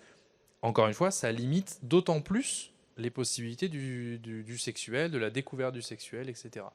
Et enfin, et je finirai un petit peu là-dessus, cette rencontre avec l'autre, elle n'est pas uniquement quand on parle de sexualité, c'est aussi la sexualité psychique. C'est-à-dire que toutes les questions de quelle orientation sexuelle je suis, est-ce que je préfère les garçons, est-ce que je préfère les filles, mais même après en termes de précision, est-ce que je préfère les rousses, est-ce que je préfère les brunes, quel genre de personne je suis dans le couple, etc. On n'apprend pas ça tout seul. On n'apprend pas ça face à son miroir, on peut se la jouer à la haine devant son miroir, mais très vite, on est bloqué si on n'est pas à la rencontre de l'autre. Et donc, effectivement, ce manque de rencontre fait que l'autre devient... En plus, l'autre était présenté, je le rappelle, comme un ennemi potentiel. C'est-à-dire que l'autre, le fait, pour vous rappeler, le fait d'embrasser un jeune garçon ou une jeune fille, c'était un risque que je prenais de contaminer toute ma famille. Parce qu'il était potentiellement porteur, et donc du coup, chacun devenait une espèce de petit virus ambulant, comme ça. Voilà. Et donc, on est revenu à... Il y a eu une très belle comparaison qui a été faite. On est revenu aux années SIDA, aux années de l'apparition du SIDA, où d'un coup, l'autre était potentiellement quelqu'un qui allait me transmettre une IST qui me tuerait. Et ben là, c'était un peu pareil, sauf que j'allais sans doute décimer ma famille en embrassant quelqu'un. Voilà. Et donc, le langage guerrier dont on parlait tout à l'heure a largement participé à ça. Finalement, l'amour en temps de guerre n'était pas tellement valorisé. Voilà. Tu as employé un terme, c'est la prise de risque. Et ça fait une transition pour notre sujet d'après qui est les addictions. La prise de risque à l'adolescence, c'est très présent. Et donc, on va enchaîner avec Olivia. Alors, pour parler d'addiction, il faut avoir à l'esprit 3 éléments importants. Le premier, c'est que pour qu'il y ait addiction, il faut qu'il y ait dépendance à une substance ou à un comportement. On a souvent tendance à parler des substances et à oublier un peu les comportements, mais les deux sont aussi problématiques l'un que l'autre. Ensuite, il faut également qu'il y ait ce qu'on appelle un peu le phénomène d'accoutumance, c'est-à-dire qu'on a besoin d'avoir de plus en plus d'exposition soit à la substance, soit à l'acte que l'on souhaite réaliser pour pouvoir obtenir l'effet escompté. Donc ça, c'est le phénomène d'accoutumance. Et il y a un 3e élément qui est très important et sur lequel je souhaite insister particulièrement ce soir, c'est l'envie irrépressible de faire ou de consommer la substance en dépit de la motivation que l'on a à résister et des efforts que l'on fait pour essayer de résister. Et ça, c'est très important et j'insiste beaucoup là-dessus parce que ce soit pour les substances en tout genre, pour les comportements ou pour les écrans notamment, en tant que parent, on a souvent tendance à dire à nos jeunes « il y en a marre, tu es toujours sur ton écran et tu fais pas d'efforts, nanana », alors que souvent les jeunes finissent par prendre conscience qu'il y a quand même un truc, ça fait quand même depuis ce matin qu'ils sont sur leur écran et qu'ils ne sont même pas arrêtés pour déjeuner ce midi et que c'est vrai que ça fait beaucoup d'heures dans la journée. Et parfois, ils se disent « faudrait peut-être que j'essaye de faire un peu attention, que j'essaie de réduire » et qui font cet effort, mais qui n'y arrivent pas. Et ils ont par exemple essayé de résister tout le mercredi après-midi. Et puis à 18h, l'envie est trop forte, quoi. Ils ont tenu, et là ils n'en peuvent plus, donc ils y vont. Il se trouve que nous, on rentre à 18h30, évidemment on les trouve sur l'écran, et là, oui, t'es encore sur ton écran, il y en a ras-le-bol, et ta. Et donc en fait, on ne voit pas souvent, nous en tant que parents, l'effort qui est fait par l'enfant pour essayer de lutter contre ou de résister. Et l'enfant trouve injuste d'être réprimandé parce que justement précisément il a lutté tout l'après-midi et puis au bout d'un moment il a fini par lâcher prise et c'est pas parce qu'il n'a pas suffisamment de volonté, c'est que le besoin est plus fort et va très au-delà de sa simple volonté. Et ça, c'est quelque chose qui est difficile à comprendre dans les addictions. Et c'est souvent là le nœud du problème. Et c'est à ça qu'il faut que nous, en tant que parents, on soit extrêmement attentifs et vigilants. Parce que, à force de les renvoyer au fait qu'ils ne font pas d'efforts, ils n'essayent même pas, etc., eh ben, on va finir par saper l'envie, ne serait-ce que d'essayer. Donc il faut qu'on soit très vigilant par rapport à ça. Je vous ai mis à côté quelques chiffres. Je suis un peu Madame Chiffre ce soir. Simplement pour vous dire que 71% des personnes qui sont tombées dans l'addiction déclarent avoir, dans les 12 mois qui viennent de s'écouler, perdu le contrôle d'eux-mêmes au moins une fois. Et donc quand vous ajoutez ça à un terrain où vous avez des jeunes qui sont déjà pas bien souvent en colère ou avec une envie de diriger une violence, soit contre eux, soit contre les autres, on voit très vite qu'on se retrouve dans des situations extrêmement problématiques. Et du reste, l'actualité nous montre bien et nous illustre malheureusement tous les jours ces situations-là. Si on passe sur la slide suivante, ça c'était simplement pour vous dire que dans les addictions, ce qui arrive en pôle position malheureusement, c'est l'alcool, dans 50% des cas. Et tout de suite derrière arrivent les écrans que vous avez en vert là. Et donc dans les addictions, vous en avez 41% qui sont addicts aux écrans. Et on considère qu'addict aux écrans, c'est au-delà de 6 heures par jour. Et si on regarde nos adolescents, on en a beaucoup sous les yeux qui sont au-delà de 6 heures par jour. Et donc, je ne veux pas être alarmiste ce soir, je ne veux pas faire peur à tout le monde, ce n'est pas la démarche du tout, au contraire. La démarche, c'est de dire, en tant que parents, soyons vigilants, parce que certains de nos adolescents sont déjà addicts ou sont en train de le devenir. Et on ne peut pas se contenter de dire « fais un effort et arrête d'être tout le temps sur tes écrans, fais autre chose ». Parce que ça sert à rien. C'est un coup d'épée dans l'eau, c'est tout. Ça n'aboutira à rien. Donc si effectivement on a des adolescents qui passent un temps très significatif sur les écrans, il faut que nous ayons la démarche de pouvoir ouvrir vraiment le dialogue avec eux. Et ouvrir le dialogue, c'est pas de lui dire « il y en a ras-le-bol de te voir sur tes écrans ». Donc c'est ouvrir le dialogue avec eux, essayer de savoir s'ils ont déjà essayé, et ils sont nombreux à avoir essayé. Moi je fais des interventions dans les écoles, et très souvent dans les classes, il y a des enfants, même les petits, hein, les CM1, les CM2, qui disent « mais moi j'ai essayé, j'y arrive pas ». Et en tant que parent, parfois on voit pas ça, parce qu'on n'a pas forcément le temps de le voir, parce qu'on est pris par 1000 sujets à la fois. Et vraiment, ça, c'est quelque chose sur lequel il faut qu'on soit extrêmement vigilant. Et l'autre point sur le tableau qui est à côté, l'idée, c'est de dire que avant, lorsque les gens étaient addicts, ils étaient addicts à une chose ou à une substance ou à un comportement. Souvent, on disait, lui, il boit que de la vodka ou il boit que du whisky. Bon, là, maintenant, les jeunes sont sur un terrain qui est différent et ils mixent les plaisirs. Donc là, vous voyez que plus de 80% de ceux qui prennent du cannabis ou de la cocaïne ou de l'ecstasy ou du poppers ou toute autre fantaisie ont également des consommations très importantes et très régulières d'alcool. Donc ils mixent les festivités et de la même manière, ceux qui prennent cocaïne, héroïne ou différents petits comprimés de toutes les couleurs consomment également de manière très régulière du cannabis. Et en fait, pourquoi je parle de slide suivante, pourquoi j'attire votre attention là-dessus? Non, c'est pas celle-ci, je vais rester là. Pourquoi j'attire votre attention là-dessus? C'est parce que il y a un circuit qui se forme. On parle du circuit de l'addiction. C'est-à-dire qu'on est tous constitués de la même manière, c'est-à-dire que dans le système de récompense, il y a un circuit court et un circuit long. Alors, j'essaye de vous l'expliquer de manière très, très schématique. Il est 16h30, je sors de l'école, je passe devant chez le boulanger, il y a un pain au chocolat, j'en ai super envie, il me tente énormément, je rentre, je l'achète, je le mange, plaisir immédiat. Qu'est-ce qu'il était bon ce pain au chocolat? Ça, c'est le circuit court. Maintenant, je suis en classe de 3e. J'ai le brevet des collèges à la fin de l'année.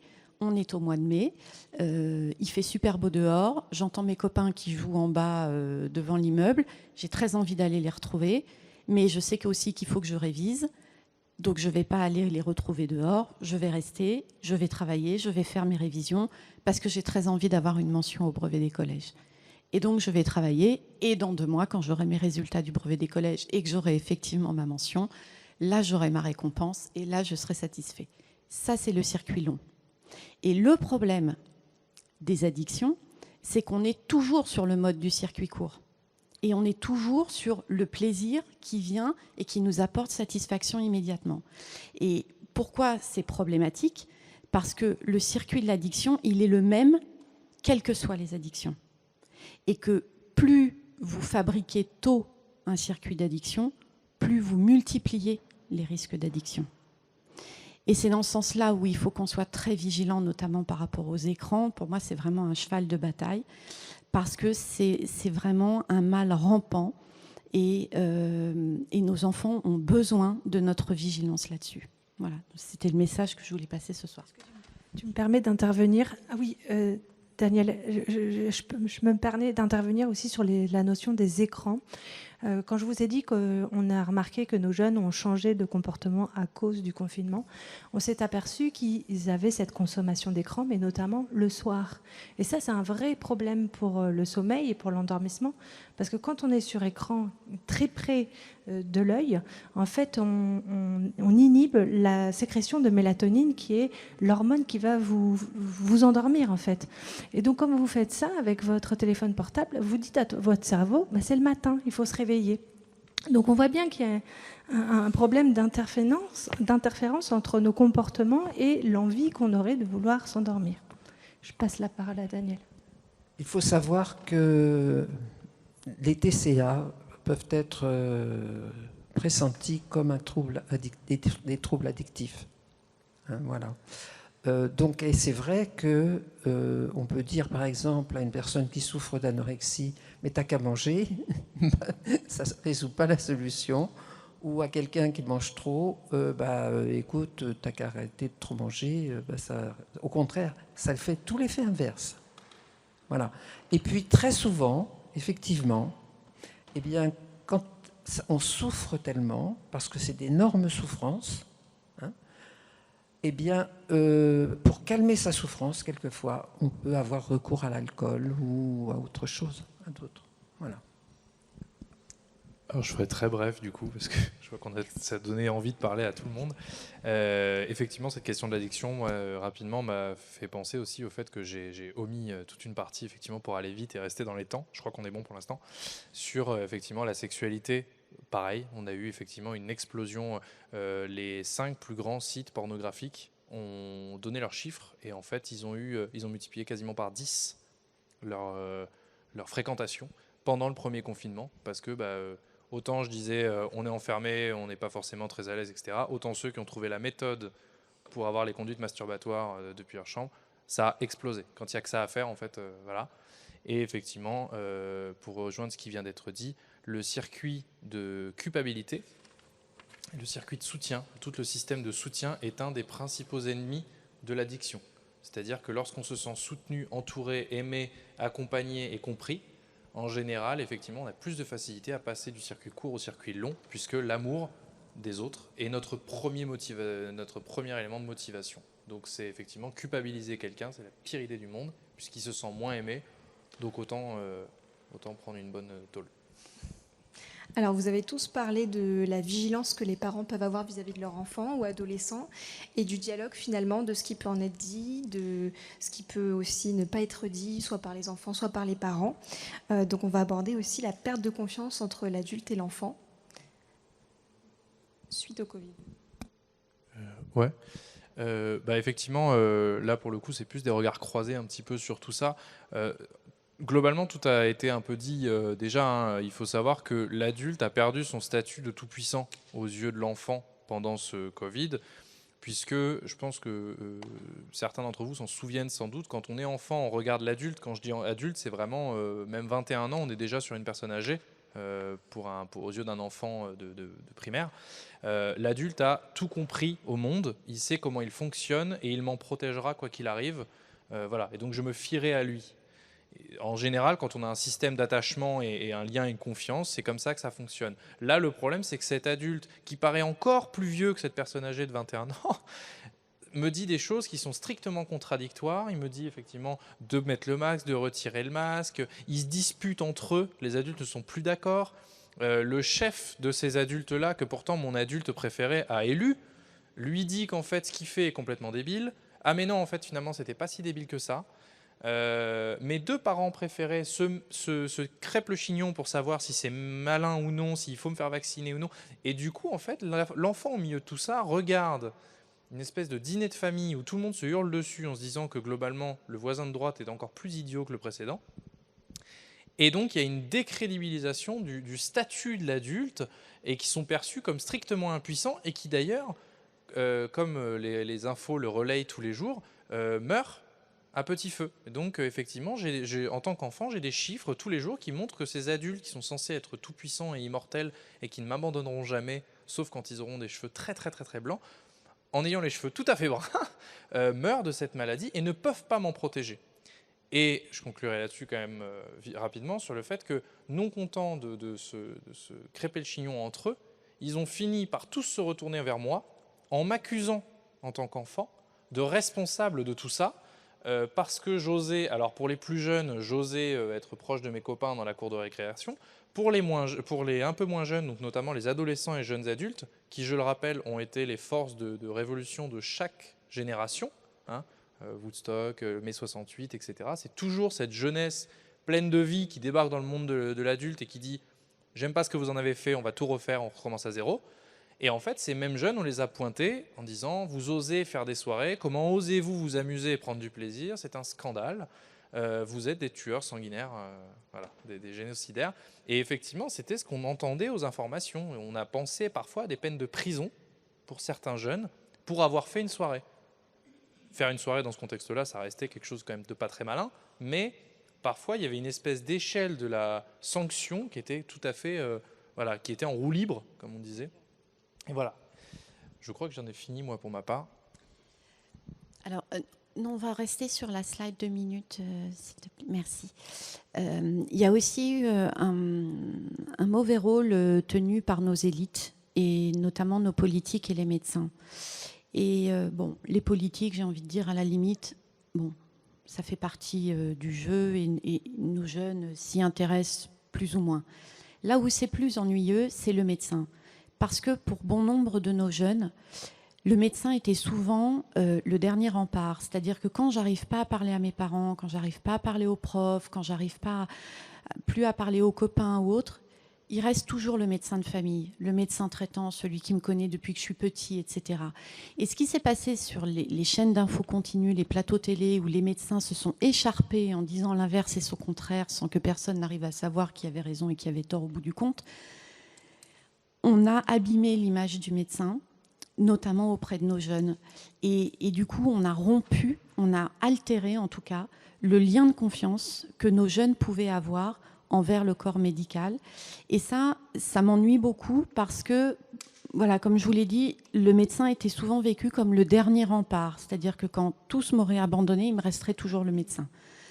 Et là, cette confiance dans le corps médical, elle a été un petit peu altérée à ces occasions-là. Et puis, on a fait un petit dessin en dessous, un petit schéma, un petit carrefour, c'est-à-dire qu'au moment de l'adolescence, bon, on est un peu à la croisée des chemins, on quitte l'enfance, on arrive sur le sens giratoire, là. On sait qu'on ne peut pas repartir d'où on vient, on ne peut pas retourner vers l'enfance. Et a priori, il y a une flèche qui nous amène vers le monde des adultes, et c'est celle-là qu'il va falloir suivre. Alors, on y va avec plus ou moins de bonne volonté, mais enfin bon, globalement, on a à peu près compris que c'était par là qu'il fallait aller. Sauf que là, avec ce qui s'est passé, eux, ils disent « Ah non, mais tout sauf ça. Moi, je ne veux pas aller dans ce sens-là. J'ai pas envie de leur ressembler. J'ai pas envie de devenir ces adultes que j'ai vus. Je ne veux pas devenir ça. » Et donc, il y a des adolescents qui se refusent aujourd'hui à entrer dans le monde des adultes, et même ne serait-ce qu'à prendre le chemin vers le monde des adultes. Et donc, ils cherchent une troisième voie, qu'évidemment, ils n'arrivent pas à trouver. Et ça génère de l'angoisse, ça génère du mal-être, et ça fait qu'ils ne savent plus où ils en sont, parce qu'ils sont sur le sens giratoire, et ils tournent, et ils n'avancent pas. Et ça, c'est terrible à cet âge-là.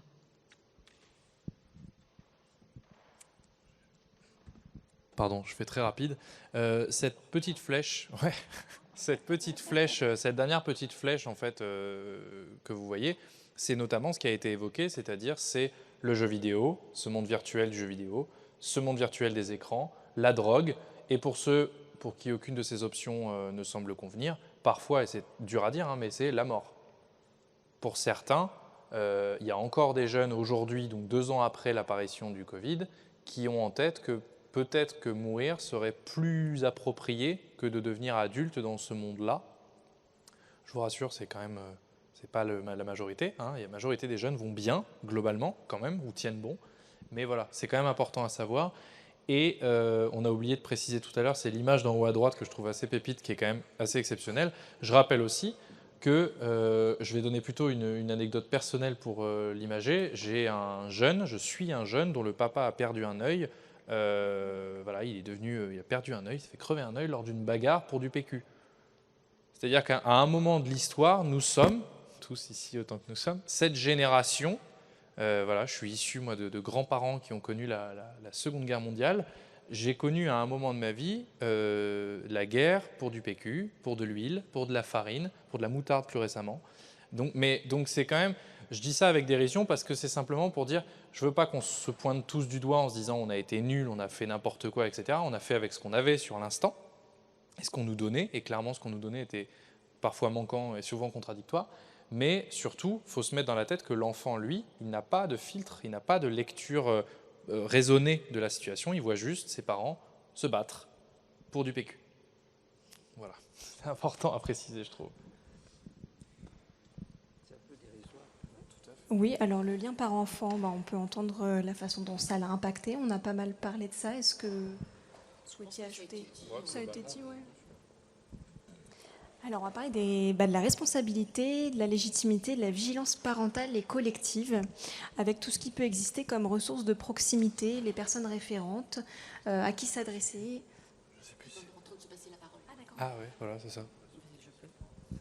Alors, l'idée, c'est de dire que, bon, évidemment, les parents sont responsables de leurs enfants, et évidemment, c'est à eux de prendre les décisions qui s'imposent, de faire les choix qui sont nécessaires, etc. Personne ne viendra contester ça. Maintenant, la situation qu'on vient de décrire, elle est inédite, et il me semble que c'est de notre responsabilité à tous d'être vigilants sur les jeunes qui nous entourent. Qu'on soit voisins, famille, tante, oncle, parrain, marraine, cousin, je pense qu'il faut que l'on ait cette petite alarme en permanence quand on est au contact de nos jeunes, pour qu'en tant qu'adulte, on ait cette vigilance de dire « Oh, mais lui, je le sens pas, je trouve qu'il va pas bien, il file un mauvais coton », comme on dit souvent. Et de manière à pouvoir alerter, alors les parents ou l'école ou peu importe, mais de pouvoir alerter en disant j'ai remarqué que il me semble que je suis pas tranquille par rapport à un tel. C'est pas de dire les parents font pas leur travail ou ceci ou cela. C'est pas ça l'objet. L'objet, c'est de dire nous sommes dans une situation inédite. Les professionnels de santé qui sont là aussi pour aider, pour accompagner, sont aujourd'hui complètement dépassés et submergés par la vague qui nous est arrivée. Et donc, il faut que collectivement, on mette en place des vigilances et des garde-fous pour pouvoir aider et accompagner nos jeunes et les rattraper au vol si jamais ils venaient à partir vraiment dans le mauvais sens. Et cette responsabilité collective, elle se fait au sein du foyer, du cercle d'amis évidemment, mais elle se fait aussi à l'école, elle se fait aussi dans toutes les associations, qu'elles soient sportives ou de loisirs. Ça se fait aussi parce que nos élus et nos politiques ont pris conscience aussi de ce qui se passait, à tel point que, par exemple, on impose à l'éducation nationale aujourd'hui de faire de la promotion de la santé au sein des établissements scolaires. C'est pas par hasard, hein, c'est parce que on voit bien qu'il y a quand même quelque chose qui ne va pas dans le bon sens et qu'il faut essayer d'accompagner. Et puis, il y a tous les professionnels des structures d'accueil, et Christelle va en parler plus largement ensuite. Et donc, c'est à nous tous qu'il appartient de faire attention et d'être vigilants. Évidemment, les parents sont responsables, mais ils ne sont pas les seuls à avoir des yeux pour voir ce qui se passe auprès de leurs enfants. Et ça, je pense que c'est très important qu'on se sente tous concernés par le devenir de nos jeunes. J'y vais.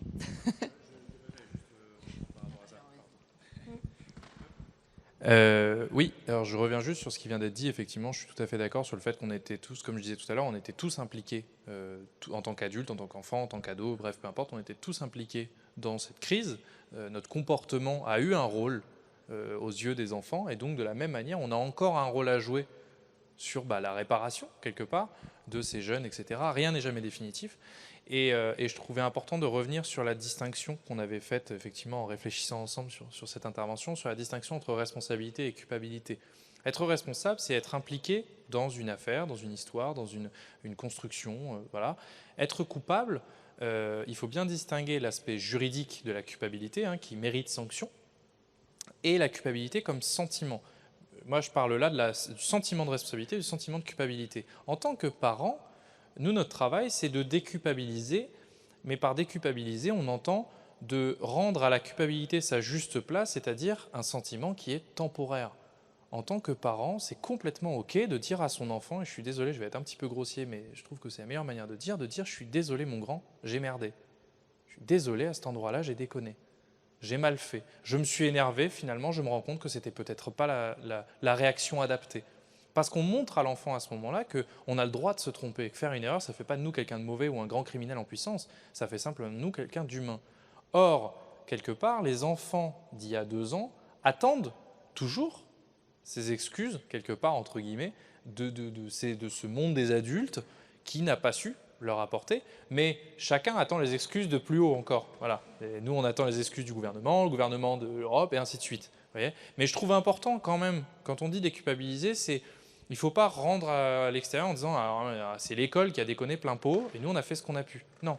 Tous à notre petite place, nous n'avons pas su gérer comme il l'aurait fallu, mais par contre, nous avons géré comme nous le pouvions. Et ça, c'est important, de ne pas se flageller toute la journée en se disant « j'ai été naze, j'ai été nul », mais par contre de se dire « ah, tu vois, j'avais peu d'infos, je ne savais pas comment faire, j'ai fait comme j'ai pu, mais je me rends compte avec le recul que ce n'était peut-être pas la meilleure manière de faire. » Voilà. Alors, avant de revenir sur les ressources locales, justement, pour trouver du soutien sur tous ces sujets-là, on va parler des ressources nationales. Oui, merci. Je vais refaire un petit point succinct sur ce que tout l'exécutif a essayé de faire sur ces mois qui ont précédé pour en arriver à des mesures qui se passent au niveau local. Donc, la première chose, en 2021, un rapport a été édité par le Défenseur des droits et des enfants intitulé « Santé mentale des enfants, le droit au bien-être ». Ce rapport évoque l'impact durable que peut avoir sur leur santé mentale les souffrances vécues à l'école, mais également les facteurs liés à la crise sanitaire, comme les restrictions d'accès aux centres sportifs, culturels et le port du masque. En avril 2021, un dossier de presse rédigé par le secrétariat d'État chargé de l'enfance et des familles et intitulé « Les mesures d'urgence pour les enfants en temps de crise sanitaire » évoquait la précarité matérielle et alimentaire que vivaient certaines familles et les signes alarmants qui apparaissaient déjà tels que l'agitation, les colères, les difficultés de sommeil plus fréquentes et une anxiété accrue. Une des mesures importantes d'ailleurs que révèle ce dossier est la mise en place d'un forfait 100% psy-enfant qui donne accès à des séances de psychologue sans avance de frais. En mars 2022, Santé publique France, avec l'appui des ministères chargés de la santé et de l'éducation nationale, ainsi que des acteurs agissant auprès des enfants et des jeunes, a également lancé une étude nationale sur le bien-être et la santé mentale des enfants de 3 à 11 ans. On attend encore les résultats. Début juin 2022, la Défenseure des droits et le Défenseur des enfants ont appelé la Première ministre à mettre en place un plan d'urgence pour la santé mentale des jeunes. En effet, les chiffres de Santé publique France sur les gestes et les idées suicidaires des jeunes de 15 à 24 ans étaient alarmants. Voilà, donc cette crise sanitaire, elle a aussi révélé l'insuffisance des réponses apportées, que ce soit en termes de repérage des difficultés, de besoins d'accompagnement des enfants et de leurs familles, parce que ces défaillances relèvent aussi de problèmes structurels identifiés depuis plusieurs années. Donc, c'est-à-dire le déficit de professionnels et le morcellement aussi des prises en charge. On peut continuer du coup. Daniel, vous voulez ajouter ? Moi, je vais intervenir à ce moment-là parce que c'est très important, parce que là, nous, on est à des maladies qui pouvaient exister aussi avant. Et donc, ces confinements ont entraîné pour les personnes qui étaient hospitalisées, eh bien, la rupture des soins ou même qui n'étaient pas hospitalisées, mais qui allaient en ambulatoire. Et elle a entraîné la rupture des soins, donc l'aggravation de l'état de santé des personnes. Voilà. Et puis, ça a provoqué, du fait de l'explosion, des conséquences maintenant, c'est que les équipes sont débordées. Et la prise en charge des TCA doit se faire par on l'a vu tout à l'heure, par des professionnels spécialisés. Et en temps normal, par exemple, si on regarde dans la région parisienne, alors qu'il fallait 1 mois à 2 mois pour aller dans un centre spécialisé, pour être évalué, pour après être dirigé vers des soins ambulatoires, hospitalisation de jour, hospitalisation temps plein, et bien maintenant c'est 6 mois qu'il faut attendre. Voilà. Donc c'est quelque chose d'impactant parce que c'est vraiment un cercle vicieux à ce moment-là. Et puis, ça c'est si on parle à l'échelle locale, mais si on parle même à l'échelle locale, hein, si on regarde, eh bien la région parisienne pour les TCA, c'est un désert médical. Parce qu'il n'y a pas assez de structures pour les 12 millions de personnes et là, le nombre de personnes. Alors, je voudrais être un tout petit peu plus optimiste quand même si on va aller à l'échelle locale de Saint-Maur-des-Fossés.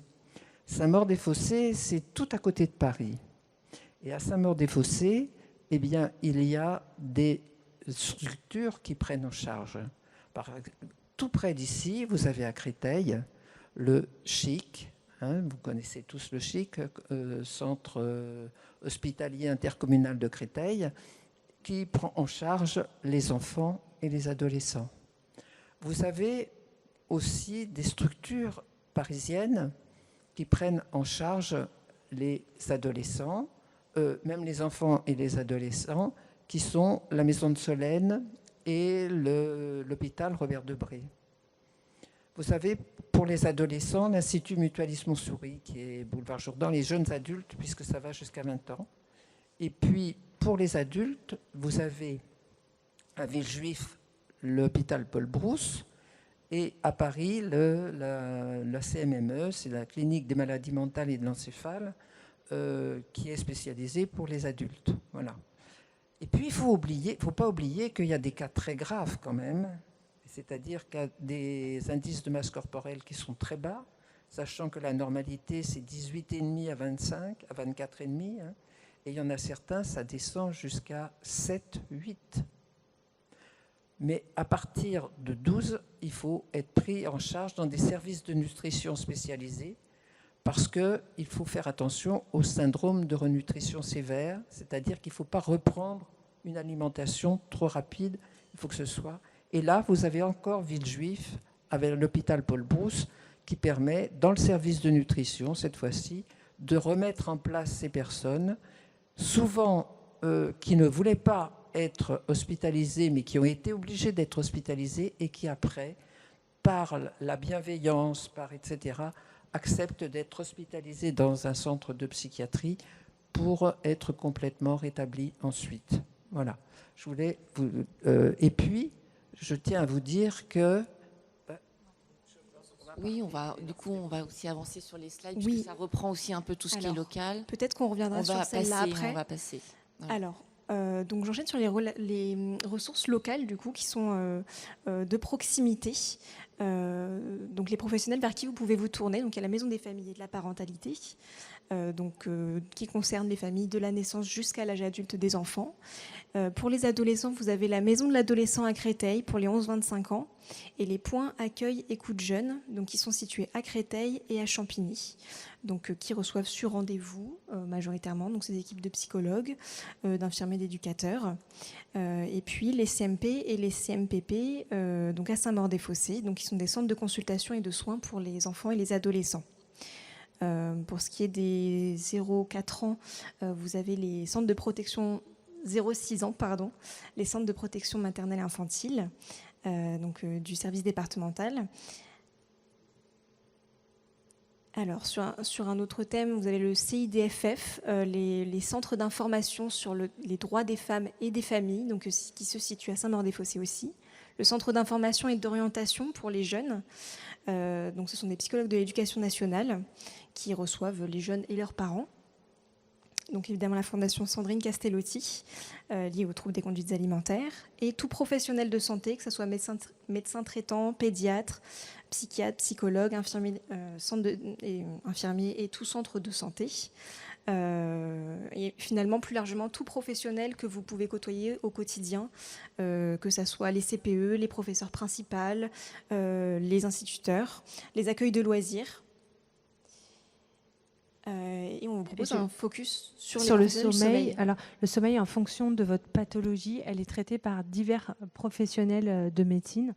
D'abord, c'est le médecin traitant qui va faire son diagnostic et qui va vous orienter, le plus souvent dans un centre du sommeil, mais il faut savoir que là, les délais, c'est minimum 6 mois et malheureusement pas à cause du Covid, c'est en règle générale. Donc généralement, on peut aller voir un autre professionnel de santé. Ça va être le somnologue qui est le médecin du sommeil, mais aussi le psychiatre, le psychologue, le pneumologue, le cardiologue, l'ORL ou le neurologue, en fonction de si vous avez une maladie d'apnée du sommeil, un bruxisme, voilà, ou une insomnie. Et puis il y a aussi les associations de parents, Sommeil et Santé, de patients, excusez-moi, Sommeil et Santé ou France Insomnie, que vous pouvez retrouver sur Internet. Vous avez des réseaux sur Internet que vous pouvez retrouver avec une information de qualité et vérifiée, valable. Le réseau Morphée, aussi utilisable pour les professionnels, et l'INSV, l'Institut national du sommeil et de la vigilance, c'est de là notamment où j'ai sorti mes outils statistiques. Et enfin, vous avez tous les professionnels du bien-être dont je fais partie, les somnothérapeutes, sophrologues, hypnothérapeutes et consultants sommeil. Oui, alors là, on voulait faire aussi quelques propositions, alors que vous pourrez certainement en faire aussi. Dans les propositions, c'était de multiplier les actions de soutien à la parentalité, telles que les groupes de parole, les ateliers enfants-parents. C'est ce qu'on essaye de faire dans nos ressources de proximité, en tout cas à la Maison des familles et de la parentalité. Pour ceux qui reçoivent le programme, il y a quand même diverses actions dont vous pouvez vous saisir. Mettre en place un conseil local de santé mentale. Alors, du coup, notre élu est parti, c'est dommage, mais on lui enverra la slide. Voilà, pour vraiment parler aussi santé mentale. Accorder une place plus importante à la promotion de la santé. Traiter le sommeil comme un pilier crucial de la santé publique, au même titre que l'alimentation ou l'exercice physique. Donner une meilleure visibilité aux professionnels du soin et aussi du bien-être. Communiquer largement sur la situation et les ressources à disposition à travers notamment des spots publicitaires du ministère de la Santé.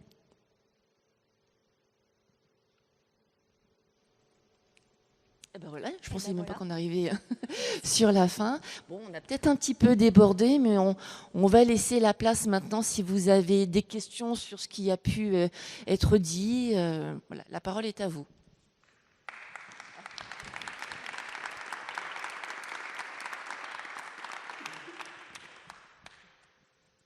Le plus dur, c'est de se lancer. Avec ou sans micro d'ailleurs, c'est vous qui voyez.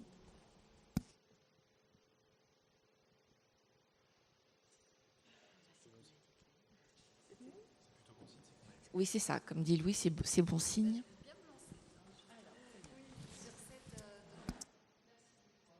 Je vais vous amener le micro. Merci. Donc, moi, j'ai reconnu une situation personnelle dans les chiffres que vous avez annoncés. Donc, quelque part, je me dis, oui, bon, ouais, effectivement.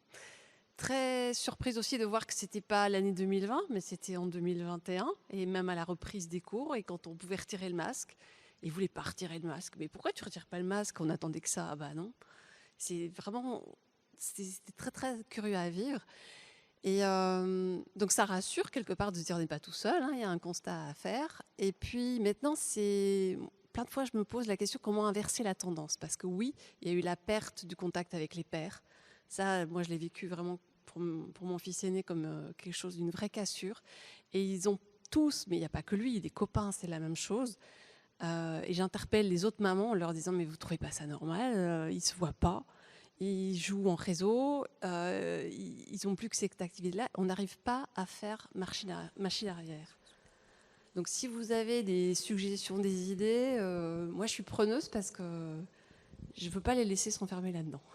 Ouais, je comprends bien, je comprends bien. Alors, à titre personnel, moi, j'aurais tendance à dire l'enfant, l'adolescent, l'être humain en général a quand même une faculté de résilience, c'est-à-dire de se relever des obstacles qu'il rencontre, y compris d'ailleurs dans le sommeil. On a vu tout à l'heure, on s'adapte à tout. Globalement, on s'adapte à tout, même à la violence, pour vous dire. Même un enfant dans un milieu extrêmement violent finit par trouver un moyen d'évaluer l'état mental de ses parents pour savoir comment il doit se comporter. Donc, quelque part, on a une flexibilité qui est absolument magique. On se relève toujours. Le gros problème qu'on a, c'est quand on essaie de donner une direction à ce mouvement de relevé, comme ça. Donc, en fait, le meilleur conseil que je pourrais donner, en général, c'est d'accompagner. C'est-à-dire d'être derrière en filet de sécurité.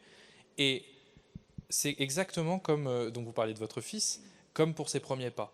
Les premiers pas qu'il a fait, vous n'avez pas essayé de le mettre debout en disant « Tiens bon mon grand, ça va aller, c'est pas normal que tu ne marches pas. » Non, en général, le mouvement est toujours le même, c'est qu'on met ses bras un petit peu en dessous des bras de l'enfant en se disant « Si par hasard tu tombes, maman est là. » Voilà. Et j'ai confiance en toi et je sais que tu vas marcher, c'est ok. Et si c'est pas aujourd'hui, ce sera demain, ça prendra le temps que ça prendra, mais ça viendra. Et donc, quelque part, de juste entendre la souffrance qui fait qu'il ne sort pas, ou qu'il ne sorte pas, entendre ce qui fait qu'ils restent à la maison pour l'instant, ce qu'ils ont vécu, parce qu'il faut aussi qu'ils digèrent un peu tout ça, quand même, et ensuite leur dire, quand tu sortiras, maman est là, tu es en sécurité, tout va bien, et s'il faut essayer de se rendre disponible, peut-être qu'à la maison, on peut inviter tes copains, peut-être que tu as envie de faire une petite soirée, un truc, un machin, je sais pas, mais voilà, d'accompagner. Je ne pense pas que ce soit nécessaire de forcer le mouvement ou d'essayer à tout prix de le faire sortir. Ils trouveront des solutions, ils en trouvent toujours. Est-ce que nous-mêmes, on n'a pas été impactés comme ça? Et est-ce qu'on a repris notre mode de vie d'avant? Boum. Claire. Je pose la question. C'est très vrai. Et j'aurais voulu rajouter que le rôle de l'exemple aussi est très important par rapport aux enfants. Ils ont besoin qu'on leur montre le chemin et donc peut-être le recontact avec nous, nos proches. Est-ce qu'on invite des amis à la maison? Est-ce qu'on renoue avec nos anciennes sorties, etc. Et c'est aussi quelque chose qui se voit dans le sommeil. C'est qu'un parent qui a une difficulté de sommeil, il a malheureusement réussi à apprendre le mauvais sommeil à ses enfants. Donc l'inverse est possible. C'est-à-dire qu'on éduque, on montre l'exemple des bonnes pratiques. Voilà, on le fait soi-même avant de le demander à notre enfant. Est-ce qu'il y aurait une autre question? Ou juste un partage?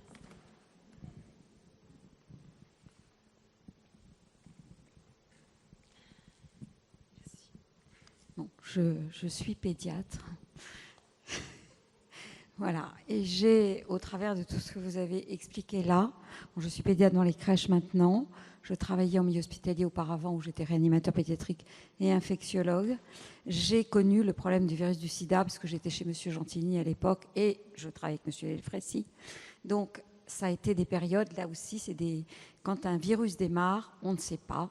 Moi, j'ai comme vous souffert de voir sur les plateaux les échanges très violents, les échanges multiples, très anxiogènes de tout ce que pouvaient dire les différents médecins, alors que finalement c'était un nouveau virus. Il fallait être humble et se dire, bon, on va essayer de faire au mieux, mais on ne peut pas. Voilà, ça a aggravé beaucoup la situation, c'était très anxiogène. Et je pourrais écrire un bouquin sur tout ce qui s'est passé pour la Covid, parce qu'il a fallu que je gère aussi au niveau des crèches cette crise avec beaucoup de difficultés entre les incohérences des ARS, les incohérences entre les différents médecins, les difficultés pour avoir les masques, Agnès Buzyn qui disait le 13 janvier, ça viendra jamais en France. Enfin bref, c'était extrêmement difficile pour tout le monde. Ça, c'est vrai. Ça a été difficile à vivre pour beaucoup de médecins aussi parce qu'ils avaient à faire des téléconsultations. On ne pouvait pas faire face. Enfin, il y avait beaucoup, beaucoup de choses. On pourrait en dire beaucoup aussi sur les plans blancs et tout ce qui a été organisé avec les défauts de soins, les difficultés à prendre en charge les malades cancéreux, etc. Ça, c'est vrai. Alors, pour ce qui est des adolescents et de la toxicomanie, moi, j'ai beaucoup travaillé sur Mantes-la-Jolie et les Mureaux, à l'époque également du virus du sida, et on avait beaucoup insisté sur notamment la relation de confiance que nous avons entre nous parents et les enfants. Le dialogue, ça c'était le maillon incontournable, et j'avais créé un centre d'écoute aux Mureaux dans ce sens-là à l'époque, parce que vraiment c'est vraiment la chose la plus importante. Alors, c'est vrai que c'est difficile, surtout à l'adolescence. Là, avec la Covid, il y avait encore des multiples facteurs anxiogènes qui jouaient. Et donc, mais ça, c'est quelque chose de très important.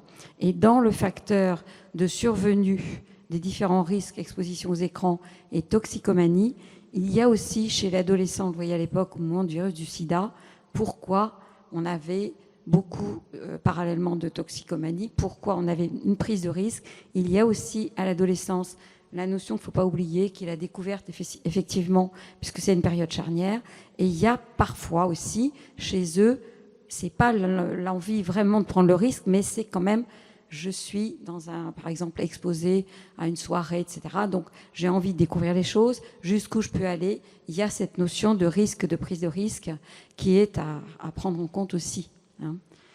Donc, par rapport à tout ça, c'est vrai, et on a aussi actuellement des retours sur le retentissement de la Covid, qu'on n'a pas encore tout, mais c'est vrai qu'il y a aussi, ça a été authentifié il n'y a pas longtemps, sur différentes études, il y a des conséquences à la fois de la Covid et des vaccins, mais plutôt de la Covid, sur les problèmes de cycle menstruel, sur les problèmes de saignement plus importants et plus prolongés, qui disparaissent après, mais les délais sont variables. Ça, c'est vrai.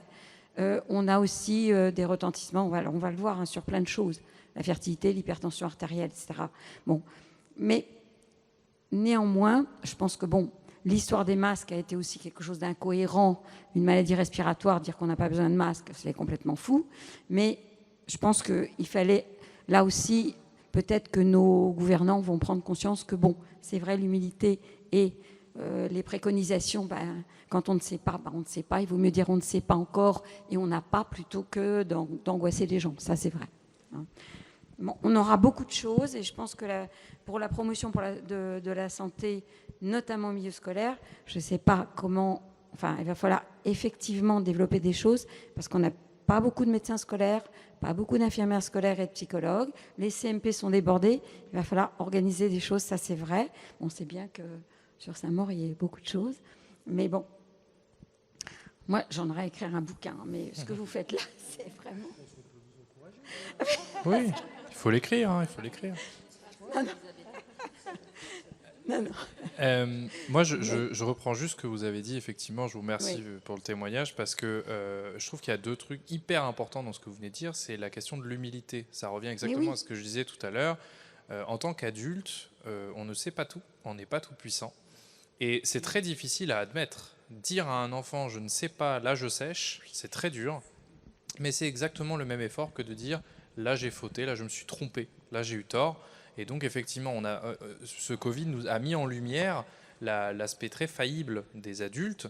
Et donc je rêve du jour où on entendra à la télé un de nos élites, un de nos élus, parfois peut-être même un président, je ne sais pas, qui dirait je crois que j'ai déconné, je crois que j'ai mal fait, ou je crois qu'on n'a pas fait exactement ce qu'il fallait. Peut-être pas on, ce serait quand même un peu mégalo de croire qu'il a fait seul, mais de se dire on n'a pas forcément géré, plutôt que de jeter en pâture tel ou tel ministre. Mais effectivement, c'est manquer d'humilité que de croire qu'on sait tout sur tout et qu'on ne peut pas se tromper. Et la deuxième chose, c'était par rapport vous en parliez, aux limites. L'adolescent, la définition même de l'adolescent, c'est un besoin impérieux d'aller tester les limites pour les connaître, finalement. La drogue, les comportements à risque sexuels, faire le mur. Le principe même de faire le mur, c'est de voir jusqu'où je peux être un grand déglingué. Voilà, c'est là que commence pour moi l'espèce de comportement un peu mafieux en me disant mais moi j'ai peur de rien, parce que j'ai besoin de rencontrer les limites pour savoir où elles sont. Et donc c'est là que, ça n'a pas grand chose à voir avec ça, mais je trouve important de le dire, en tant que parent, c'est un cadeau qu'on fait à son enfant en le sanctionnant de manière juste et mesurée, et en lui posant des limites. Voilà, en lui disant, si tu fais ça, alors il se passera ça. C'est pas une menace, c'est une explication d'une limite, et surtout de mes propres limites. Si tu hurles, j'ai la tête comme ça. Et donc, est-ce que tu veux bien baisser d'un ton, s'il te plaît? Et rien que ça, c'est poser une limite il y a des gens autour de toi, tu n'es pas tout seul, et donc fumer ton joint avec tes copains dans la rue et faire du bruit, là tu déranges en fait. Et donc de la même manière, de dire à l'enfant, je comprends que tu aies souffert, je comprends que cette période a été difficile, ça ne justifie pas d'être violent, par exemple, pour les comportements problématiques, ou de te faire du mal. On peut trouver d'autres manières. C'est aussi une manière d'offrir un cadre, de dire à l'enfant, voilà, il existe un cadre. Même si on t'a déçu, peu importe, l'autorité, je l'ai toujours. Voilà. Est-ce qu'il y aurait une autre question ou un témoignage?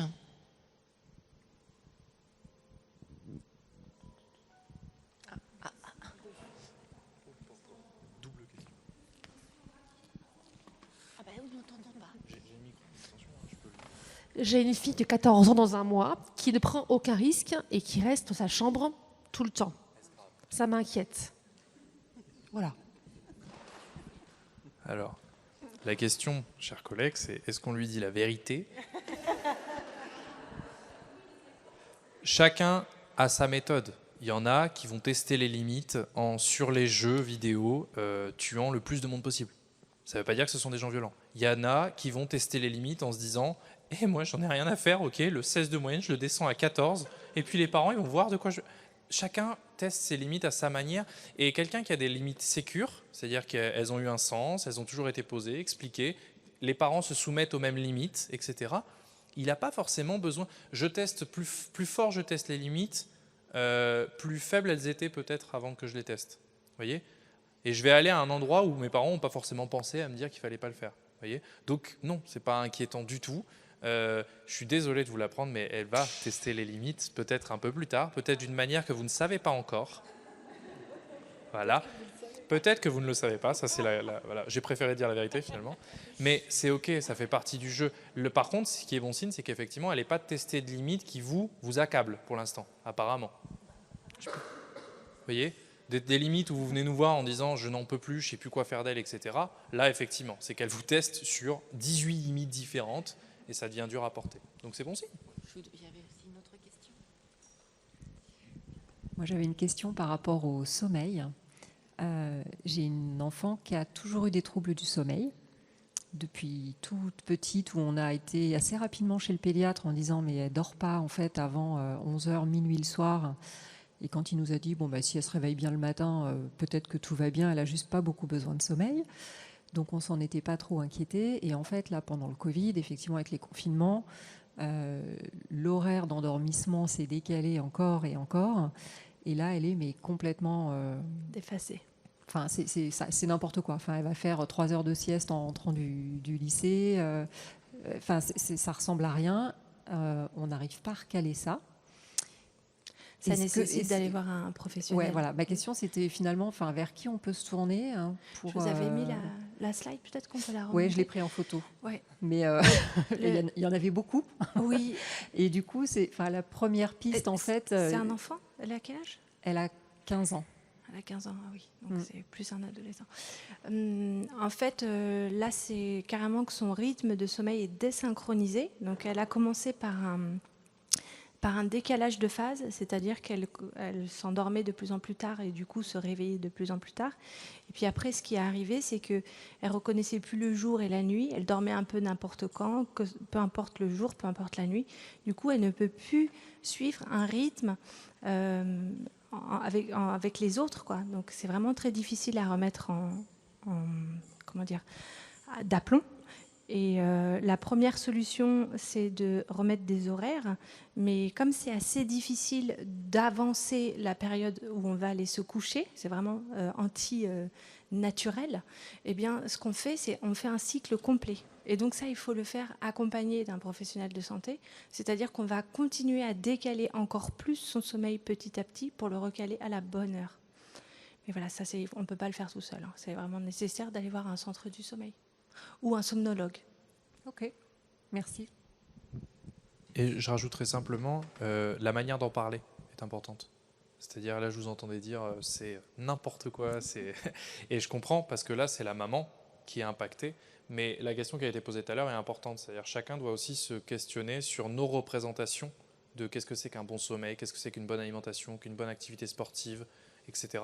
Et de dire à son enfant, t'as ta manière de faire qui m'échappe complètement, mais elle est à toi.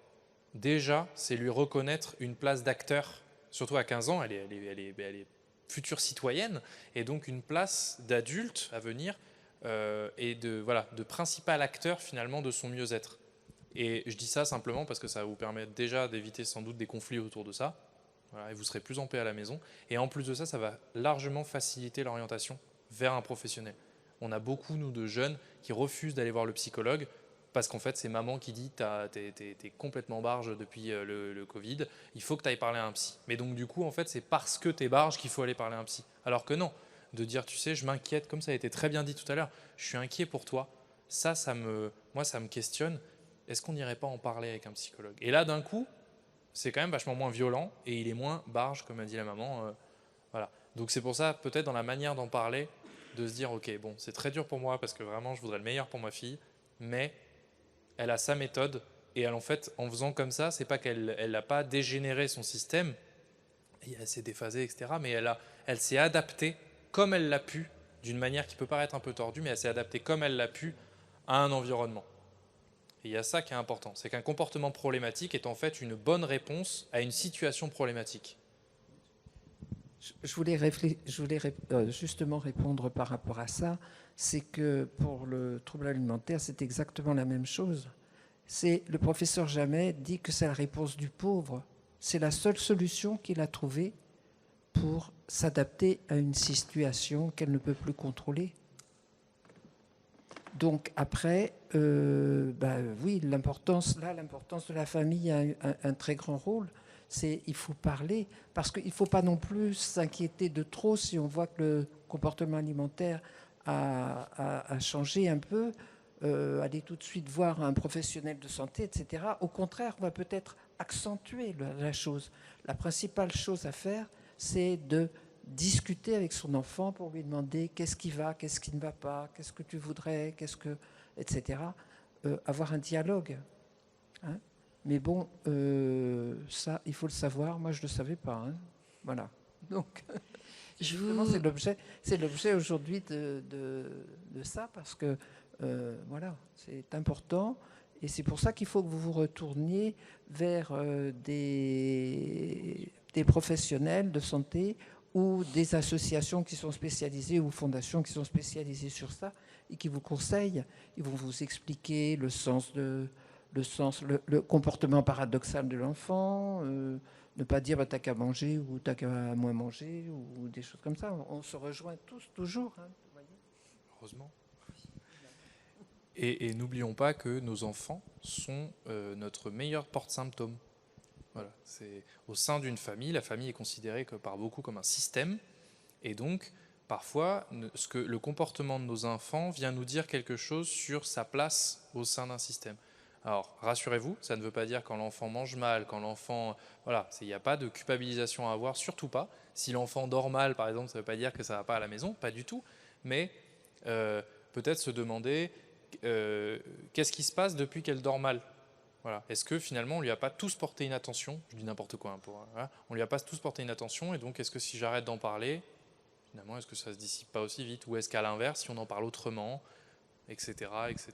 Il y a parfois des situations comme ça, hein, où les enfants, là c'est pas le cas je pense, très sincèrement, mais il y a des situations où l'enfant, moi j'ai vu beaucoup ça, des parents sont sur le point de se séparer, le Covid les oblige à rester ensemble, et puis finalement l'enfant tombe malade. Alors, de maladie, il faut que ce ne soit pas trop grave non plus, mais il tombe malade, et donc on se rend compte que l'inconscient fait quand même bien les choses. Depuis qu'il est malade, les parents sont tellement focalisés sur la maladie que le projet de se séparer, on a mis ça un peu sur le tapis, on reviendra plus tard dessus. Alors je vais vous dire, il va rester malade aussi longtemps qu'il le faudra. Hein. Avoir papa et maman à la maison avec soi, c'est quand même la meilleure chose. Vous voyez? Donc il y a ça aussi, c'est parfois de se dire, ne nous inquiétons pas outre mesure justement pour ce qui lui arrive, peut-être qu'elle vient dire quelque chose de ce qu'elle perçoit autour d'elle ou de ce qu'elle vit à l'école ou peu importe. Voilà. On va conclure. Avant que je fasse cette conclusion, est-ce que l'un d'entre vous a envie de dire une petite phrase, mais positive? Parce que c'est vrai qu'on a dit plein de choses qui ne sont pas rigolotes, mais qu'est-ce qu'on pourrait dire de positif? Alors, je vais en dire une sur le sommeil. Eh bien, on dit depuis des années qu'on ne dort pas assez et qu'on a reculé notre temps de sommeil. Eh bien, pour la première fois cette année, on inverse la tendance et donc on commence à dormir suffisamment. Donc, c'est mieux, continuer, dormir. Voilà, c'est parfait. Alors pour finir, voilà, je voulais vous rappeler qu'on a mis des petites plaquettes sur la table à l'entrée dont vous pouvez vous saisir hein, d'un petit peu tous les établissements. Je vais également vous envoyer par mail. Donc pour les personnes qui se sont inscrites et qui m'ont laissé leur adresse mail, celles qui ne l'ont pas fait, vous avez la possibilité de nous la donner en partant. On va vous envoyer un petit questionnaire d'évaluation. Je vous remercie par avance en tout cas de prendre un peu ce temps pour pouvoir le remplir, que nous on puisse aussi évaluer notre action. Je vais également vous envoyer par mail un document PDF qui reprend ce qu'on s'est dit sur les ressources de proximité, mais cette fois-ci avec les adresses, les téléphones, les heures d'ouverture, parce qu'on ne voulait pas vous placarder ça sur le diaporama. Je voulais également vous dire que la conférence de ce soir est enregistrée, donc vous pourrez la retrouver sur le podcast de la ville, soit pour réentendre ce qui s'est dit, soit aussi pour le partager avec d'autres personnes si vous le souhaitez. Et puis je regarde mes petites notes, eh bien voilà, je n'ai rien oublié. Je vous remercie en tout cas d'avoir pris ce temps ce soir et je vous dis peut-être à d'autres actions. Merci.